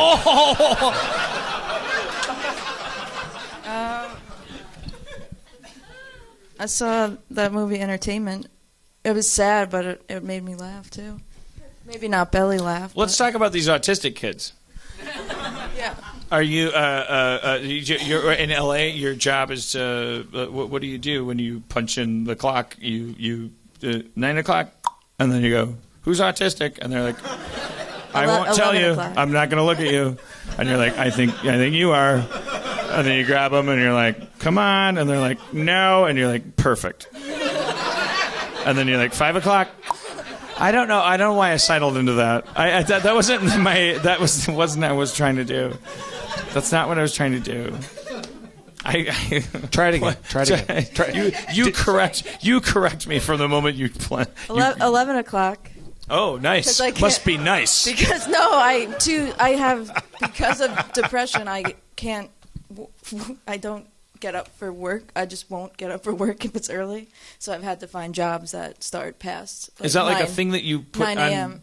This sounds like a joke, but do you tell in the interview? You're like, no, look. no. I just find jobs that I've worked in schools. I can't do it. I just have found a job that you can start later and work till 7. So you consider yourself? You're saying you suffer from depression like across the board. Yeah. The whole time, every time.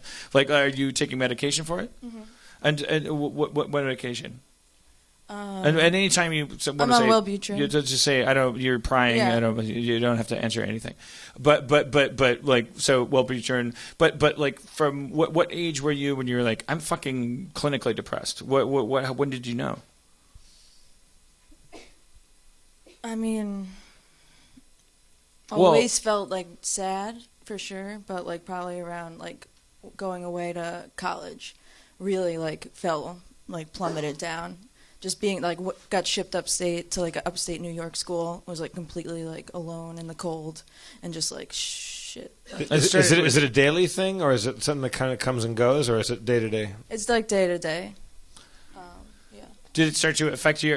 Like, what was the tipping point where you went to a doctor and started treating it as if it was a clinical thing, as opposed to a thing that was wrong with you that you were dealing with on your own? Leaving college. So did you drop out? Or? I dropped out, but I went back. But I dropped out at 18, went home, and was just completely depressed.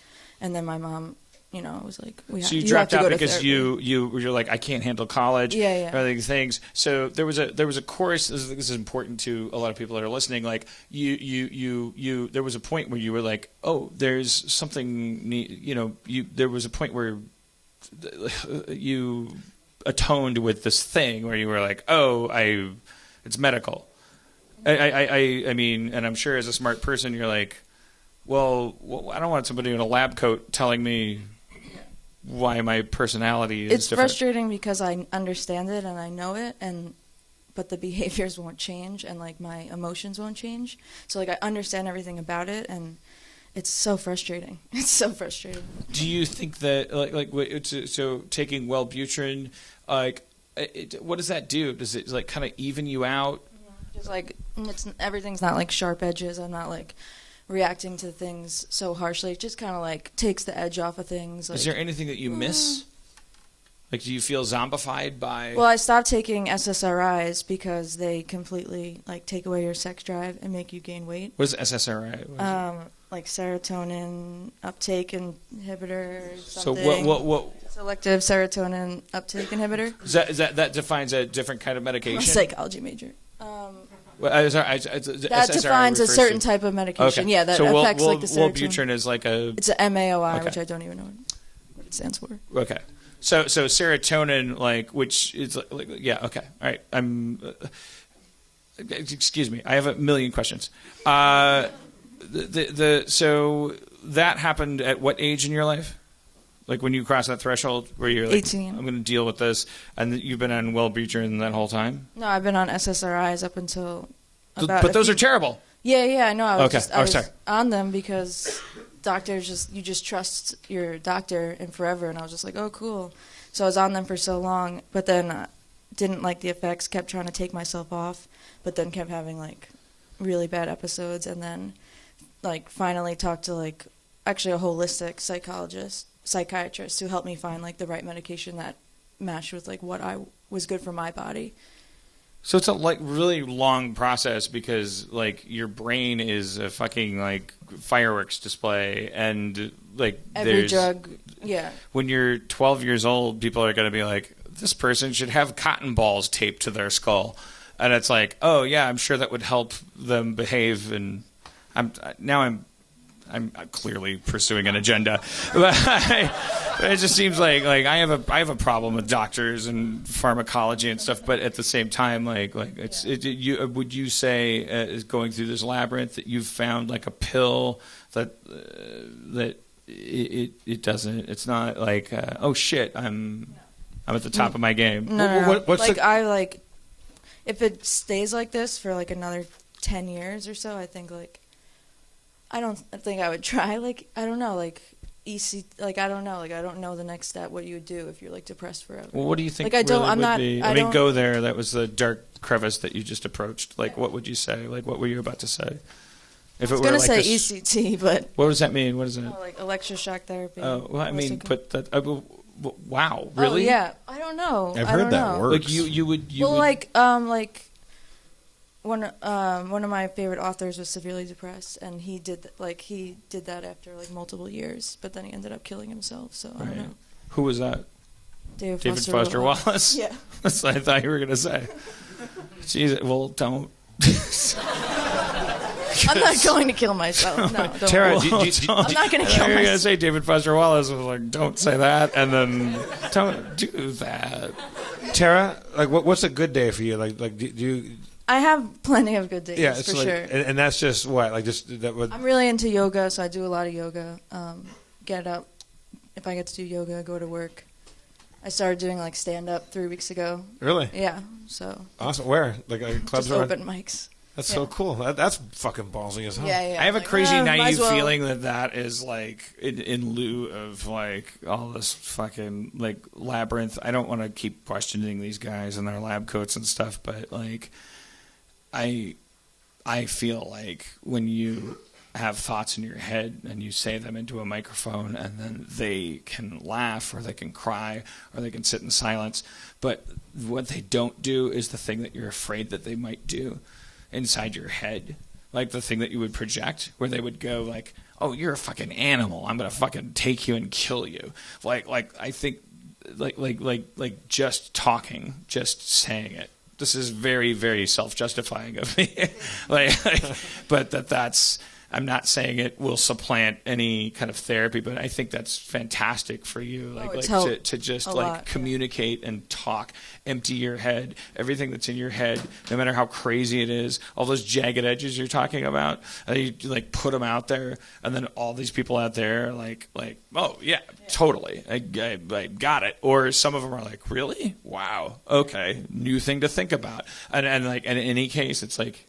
It's gone out of also your skull. just to be able to like come up like tonight, not that like we're any big help, but like to come up and say the word depression and know that's a thing and say it out loud, because we all know people like, you know, like Robin Williams was on our show, like we met him and stuff, and like that wasn't something that was really talked about, you know, and he dealt with his own shit for a long time, and because of him and what happened to him.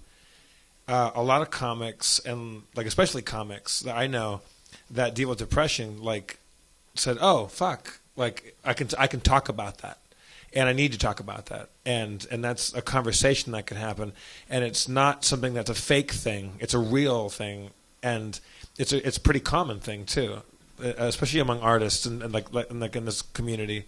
So like that, you know, like." There was a time when no one said they had cancer, and so people just quietly had cancer and didn't get treatment because that wasn't something you did. You didn't talk about it. So it's good to like open up the lines of communication on that, and like I mean I can't imagine what that must be like, but it's very impressive that you can make the journey out to the city and start doing stand up, which is terrifying. I do improv. Stand up scares me. Sadness is never talked about. It's like it makes people too sad. So, but it's like fucking hilarious. Yeah, well, it's hilarious when you like put like a face to it. Like, I'm always harping on that. It's like the Campbell talked about that. It's like the first joke we hear is the game of peekaboo, which is like a kid. It's just a kid. They need their mom to be there so bad that their mom not being there is the equivalent of death, and so the mom, not really realizing that she's playing on death with the kid, goes like it's universal. It doesn't matter. It transcends language, culture, everything. It's like moms with little kids. They do this thing. They cover their face, and the baby starts to go. And then the mom like exposes her face, and the baby goes. I beat death. It's the first joke, and then like because comedy is fucking like it's like it only comes from the gut when it's like no, I understand death, like despair, like the bottoms and the tops of this entire valve that we're being pushed through. That's what it is. And the great stand-ups, like all my heroes of stand-up, like there's an incredible, awesome, terrifying loneliness that goes on for the great stand-ups that get out there and are willing to stand alone on stage and expose themselves like that. Like that's a tremendous amount of courage, and to be good at that is to be willing to like wallow in that solitude. Yeah, coming out to LA by yourself and subjecting yourself to that, like who knows if you'd ever be funny, but like God knows, like yeah, you're already on the right path. Like step on the gas in that direction. You would stand in front of a microphone and go. I would experiment with like. What's the least funny thing I could say to these people? What's the thing I could say that would make them want to blow their brains out?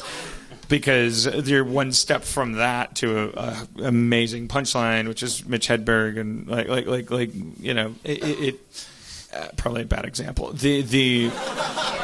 No, it's not a bad example because like fucking great comics, they die young because they're all over the place.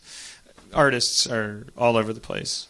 On the back of forgive yourself for being all over the place for sure. Like just like a Monday, it's like I'm the greatest person in the world, and Monday afternoon, it's like I'm such a piece of shit.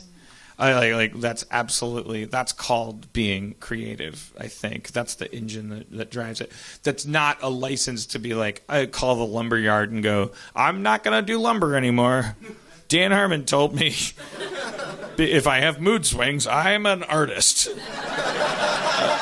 It's not necessarily true. But what it is it's absolutely part and parcel of creating shit for sure. I kind of feel like we dragged you up and asked you for your bullshit and then told you a bunch of shit that you probably already know. They were like, let me tell you another thing, young lady. But the big takeaway is that you're not alone. There's I mean, this so podcast has people. helped a lot. No, these pieces of shit, they're here for everybody. Honestly, I mean, but also the fact that like half the crowd knew when you said SRTIS, whatever that thing was, like a couple people were like boo, and a couple people were like yeah. People knew what it meant. Like there's probably a handful or more of people that also like suffer from depression here. Like it's right. Yep. Dave Klein, you're depressed? Dave Klein's deep depression sufferer. We met at Rob Schraub's birthday. We did. You were at my birthday? Yeah, we smoked a joint in the back. You went to my birthday at Cinefamily? Yeah. You had a good time? Mm-hmm.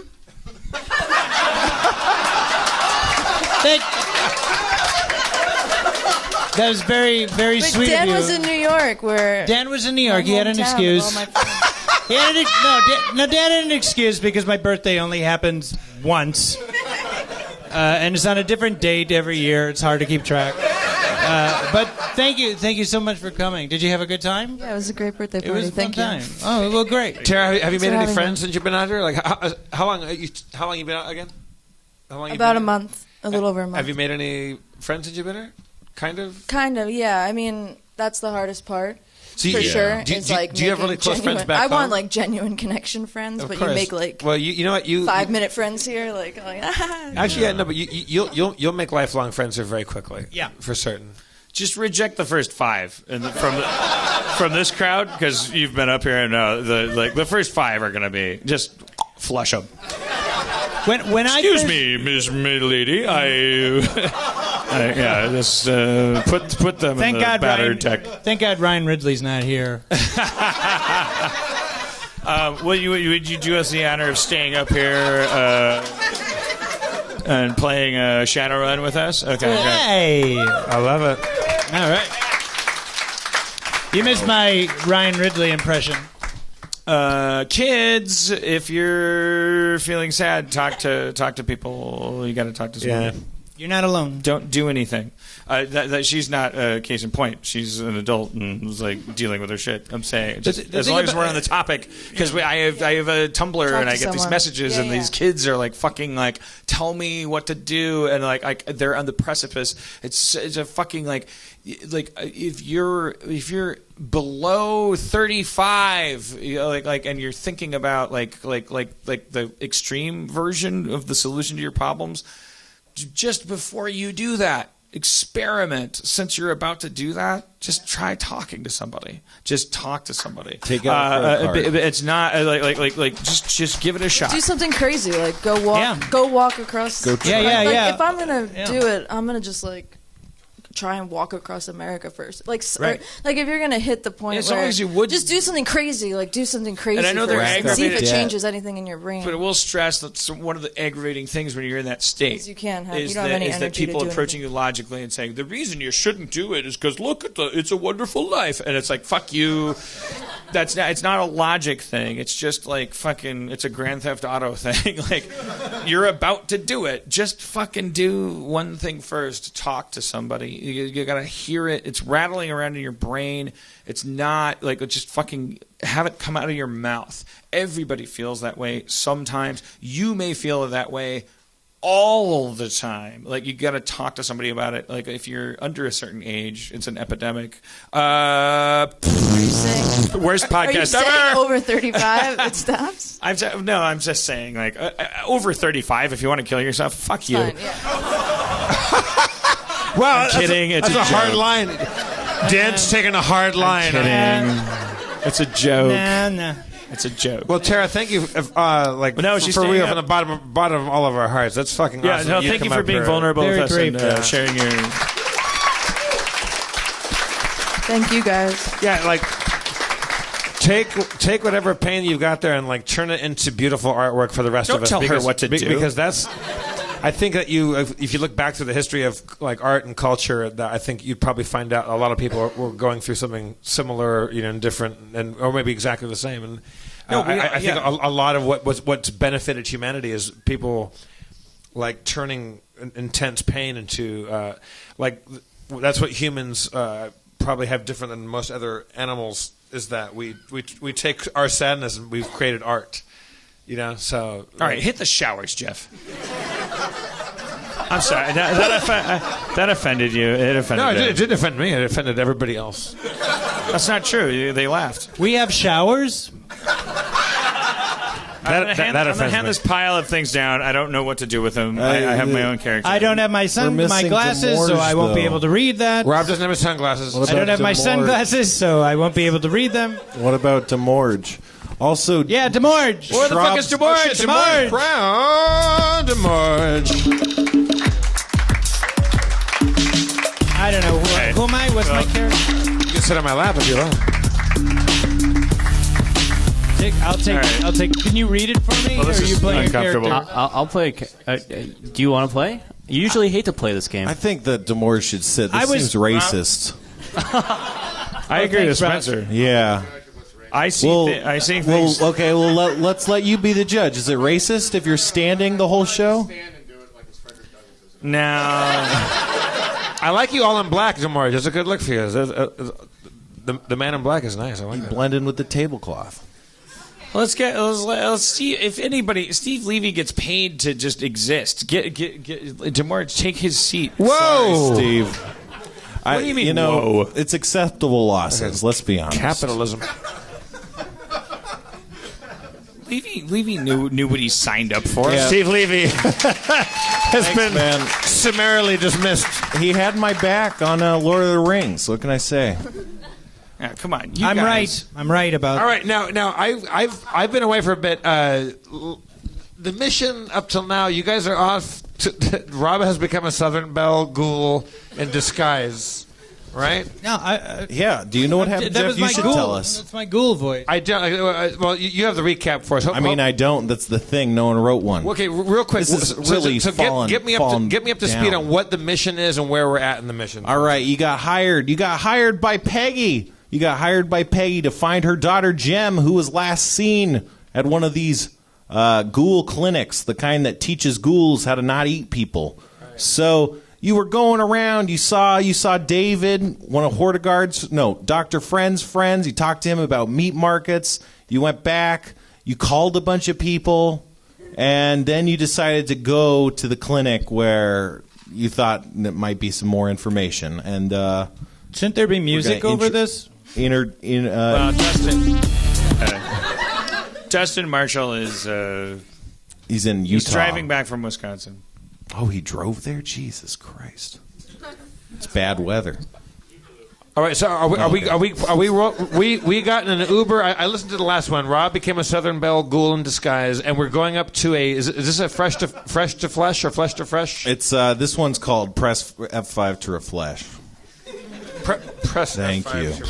I'm so sorry, young lady. I forgot your name, and Tara. I'm so sorry. I'm so sorry, audience. No problem, Tara. Thank you for coming to my birthday party.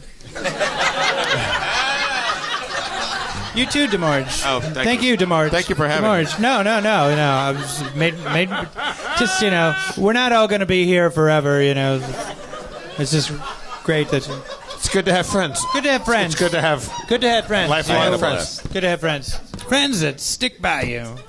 I was a peer mediator in junior high. If you guys want me to No, You were a what? Would you please peer mediate peer us? mediator in junior high. Do we have a show next week, Levy? Yes. Can she come peer mediate me and Schrab? A lot of shit to work on. Let's do it right now. Why? No, we gotta fucking shadow run. We don't have to do shit. Yeah, You come on. piece of shit. Can you peer mediate a three-way? Can you do it? Peer. Yeah, we need to work some shit out. Because I've been friends with a couple of fucking shitheads for 20 years. And it takes its toll. And worked out for you. Worked out for you pretty good. Yeah.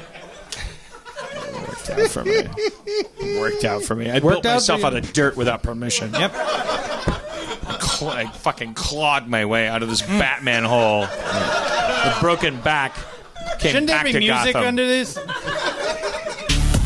No one ever did me any favors. Yo. All right, fucking cool it. Let's play Shadowrun. It's always been me and me. Wow, what's his problem, Tara? I know. Fucking guy's fucking mad on vodka. We'll mediate next week. Tune in. Tara's gonna peer mediate. Gotta get to the bottom of this shit. This guy's been chiseling away. He's coming to my birthday party, and I come to. It's fucked up. Makes me feel bad. Why didn't you go to the birthday party? I don't remember. I had to go to New York because I was doing the thing about it. I'm offended by that. As a Asian. All right, so we're out front of the press 5 to refresh. Yeah. Let me do all the talking. All right. I have also taken. What character are you playing, I Ryan? have no fucking idea. I've taken your makeup kit, and so I have Eve Libertine. I have made myself into a Southern belle as well. You you have a little mush on there. Just get a little, Okay. rub it. Okay. Here, let me do it. All right. You're good. Okay, now we all look like ghouls. I'm gonna go to the front door and see if we can get in here. Just as a bit of dissent, could Hildegard maybe not go with the makeup kit and adopt the personality of his security guard ID? Sure, definitely. Just as an alternate. What? It seems a bit uncomfortable that if... I guess if the one of witches us won't be a ghoul then. Okay, that makes sense. All right. Hildegard will stand 10 feet behind you as if to present you, possibly. Okay, so I guess I won't do all the talking. You'll do all the talking. Well, no, you can do what... Please do. They will recognize you as ghouls. All right. So, like, Tara and I are going to go up and you pretend like you caught us. Okay, just Terry, you got to eat the. Suddenly, David Attenborough is you in got the to room. eat that mic. Okay. But I'm going to knock on the door. Don't take that from me. I'm with you too. Please let it be. All right, you knock on the door. Yeah.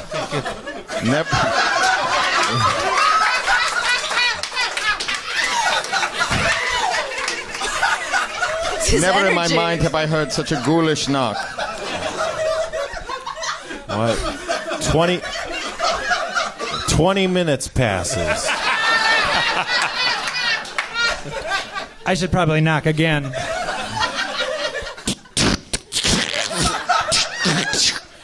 Using a skill, using an active soft via electronics, can I just access the opening of the door? Oh, I mean, you don't even need electronics. There's a handle.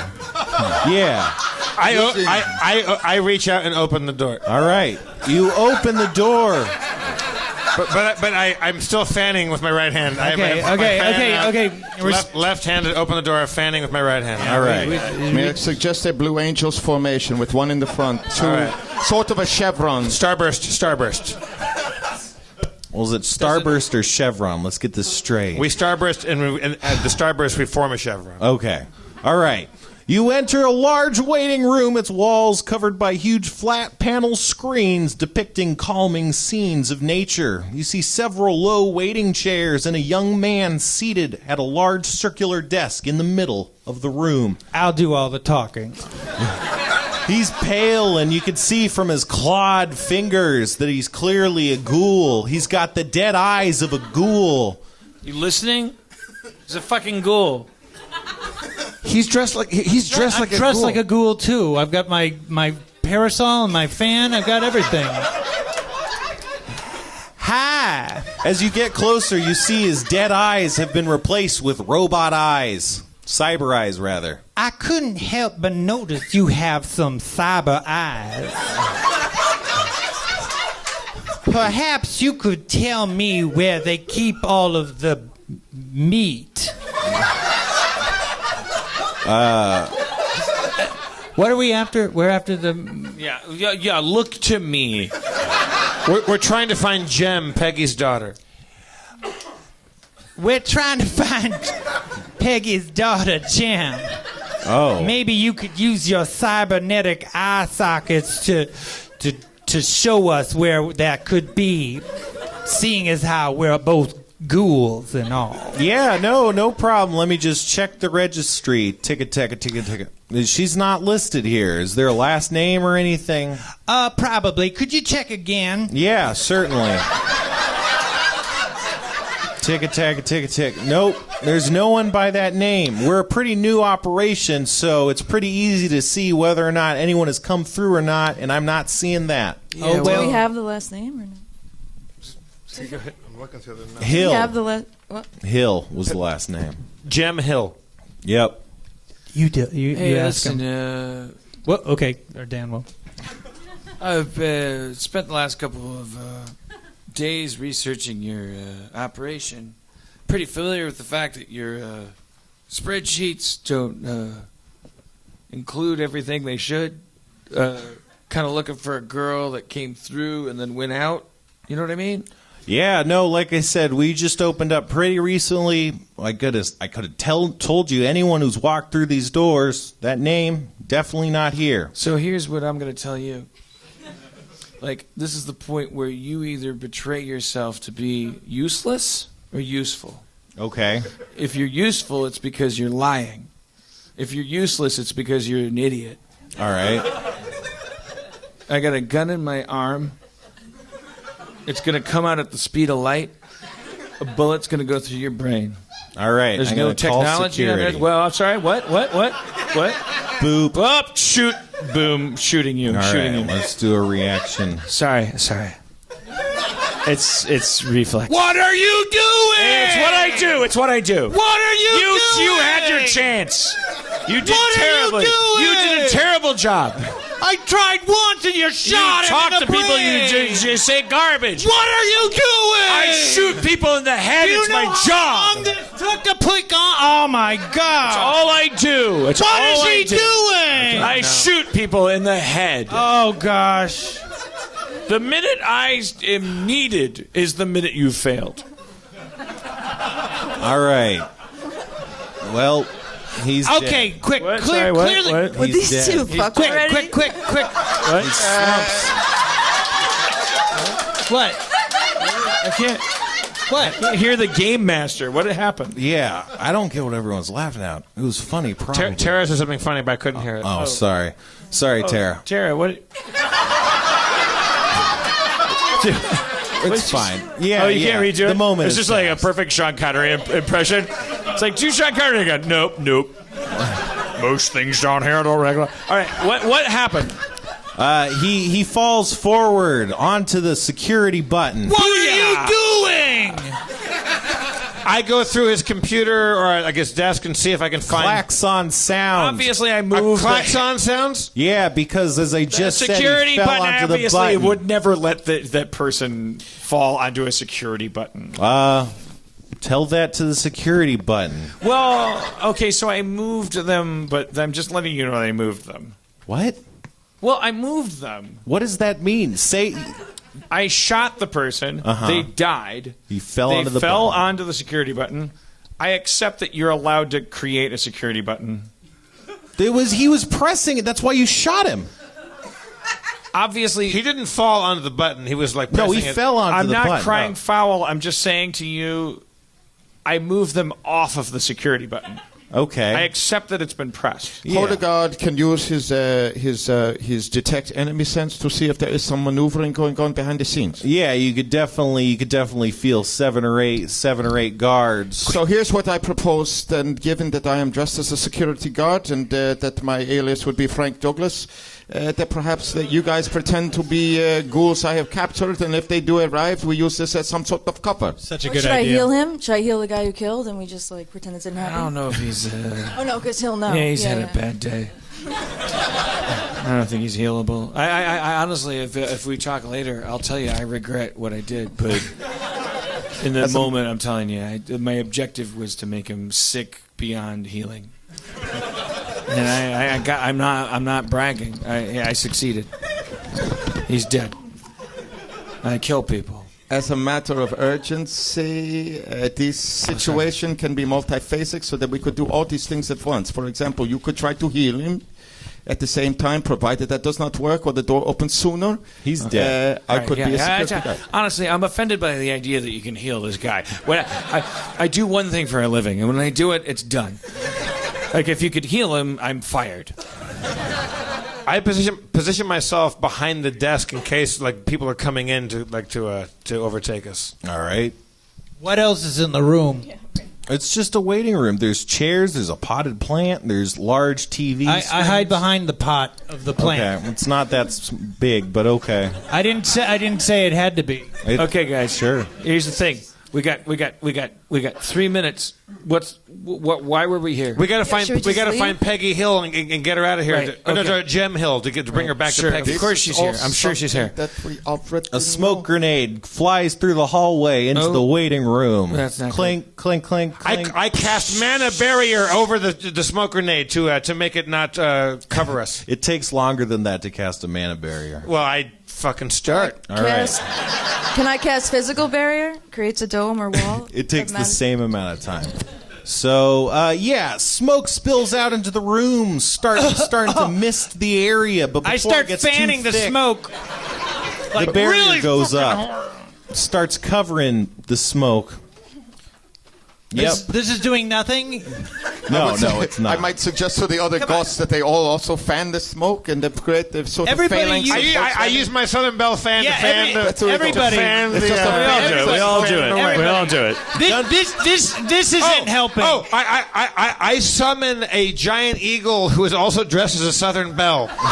And the eagle, his wings are made out of giant Southern Belle fans. All right. To waft the smoke away from A lot us. of ghouls in The this room is covered in gunfire as it cuts through the area. The hallway Get is down! ablaze with guns. You guys you're being hit. Get down! You're being hit, though. I said get Oh, down. my dick. Oh, fuck. Oh, my dick.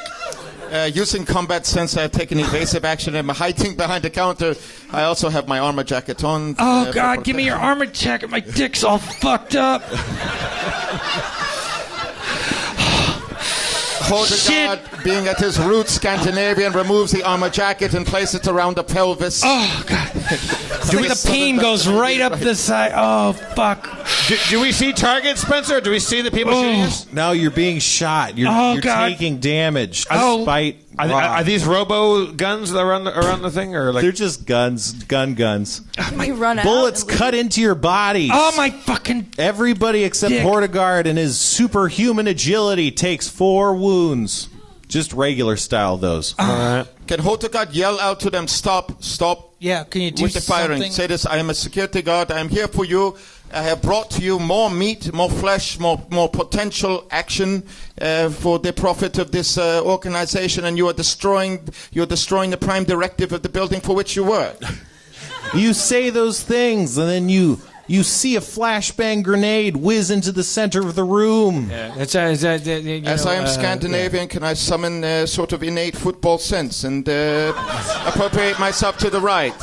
All right, maybe. We'll see about that. Where's my mana barrier? Did I ever get that? It's covering the grenade, I thought, right? Oh, cool. Okay, that works. Yeah. All Let right. me scan with my Jim Nightblade skills. You can't tell me that out of all these people who knew this was going to happen, you can't tell me I don't see some air vent or egress that I can't. There's the front door.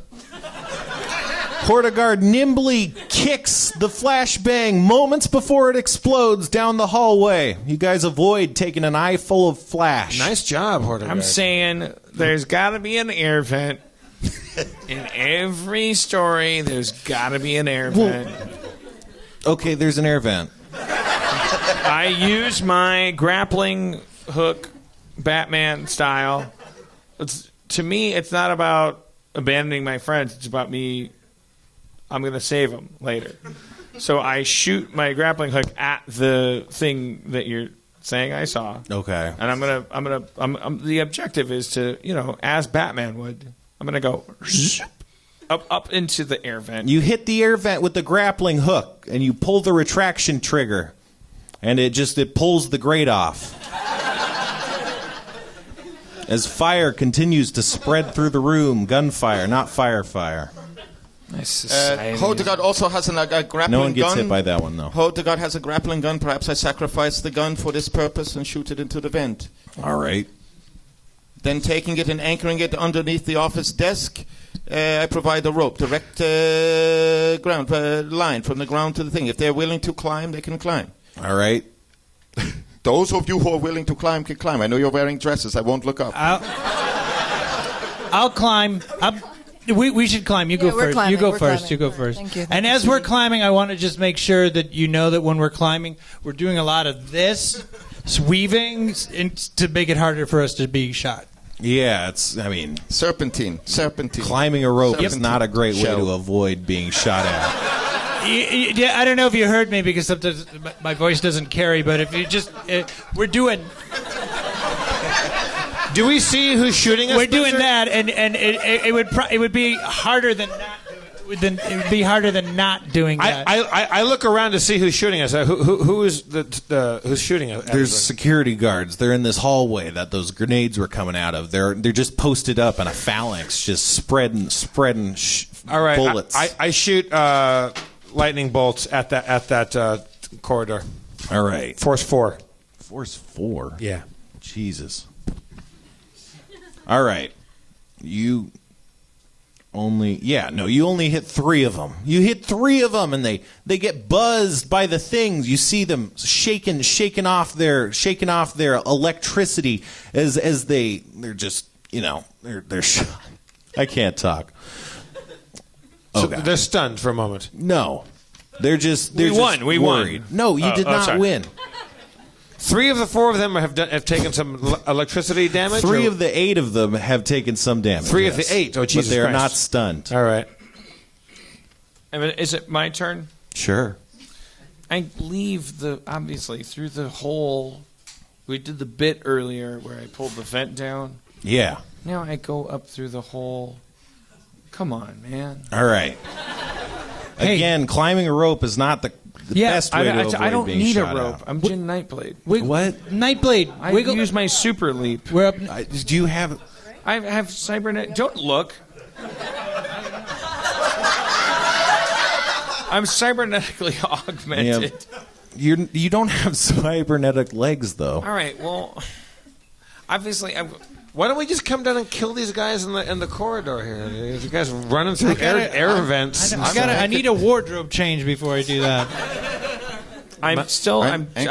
Tell me what I accomplished. I'd like to get up through the vent. I'd like to go up into it. I'm a coward. How about this? All right, you take 2 bullets in the leg as you climb up. You get out, though, taking 3 more wounds. Ow! Ow! What about us? Have we finished climbing up the rope? Oh, good. You climbed without getting any further damage. You 2 are the only ones who have climbed up. So no bullets in the leg? Well, you had bullets earlier. You got hit earlier. But not in the legs. Can I use my Not in healing the leg. spells to heal us? Yeah, but you're still down on the floor level. You haven't climbed up yet. What? I thought we were both climbing successfully. 2 people climbed successfully. No, Dan and Rob. Yeah. I thought we were Sorry, climbing everybody. together. No. Do I have enough spell power? I jumped down. But I got a hoop skirt on it.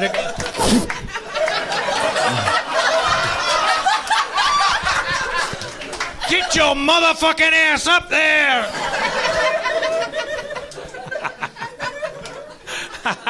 It is at this point that Hildegard shakes his leg. I catch you fuckers at a bad time.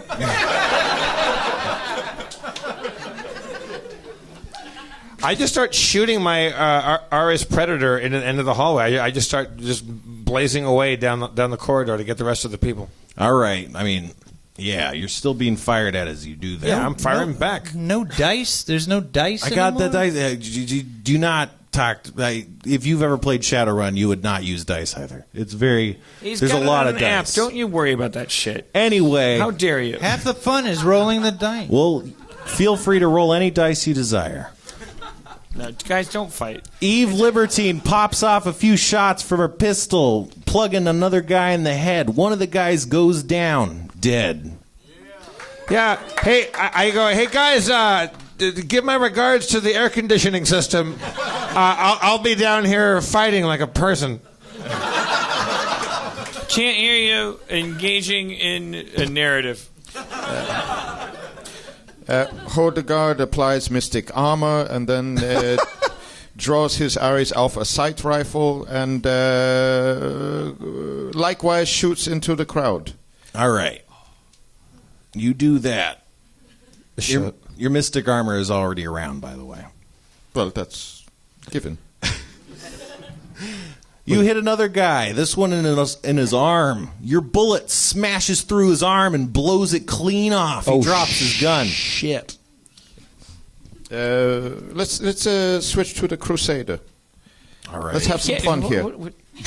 It's a machine pistol. Let's just start rapid fire shooting with the pistol. Tell him no. Well, yeah, no, it's someone else's turn right now. Yeah. Do you have weapons? Tara. Do you have a weapon? I have a smart gun. Yeah, Can I shoot that? use the smart gun on him. That'll probably...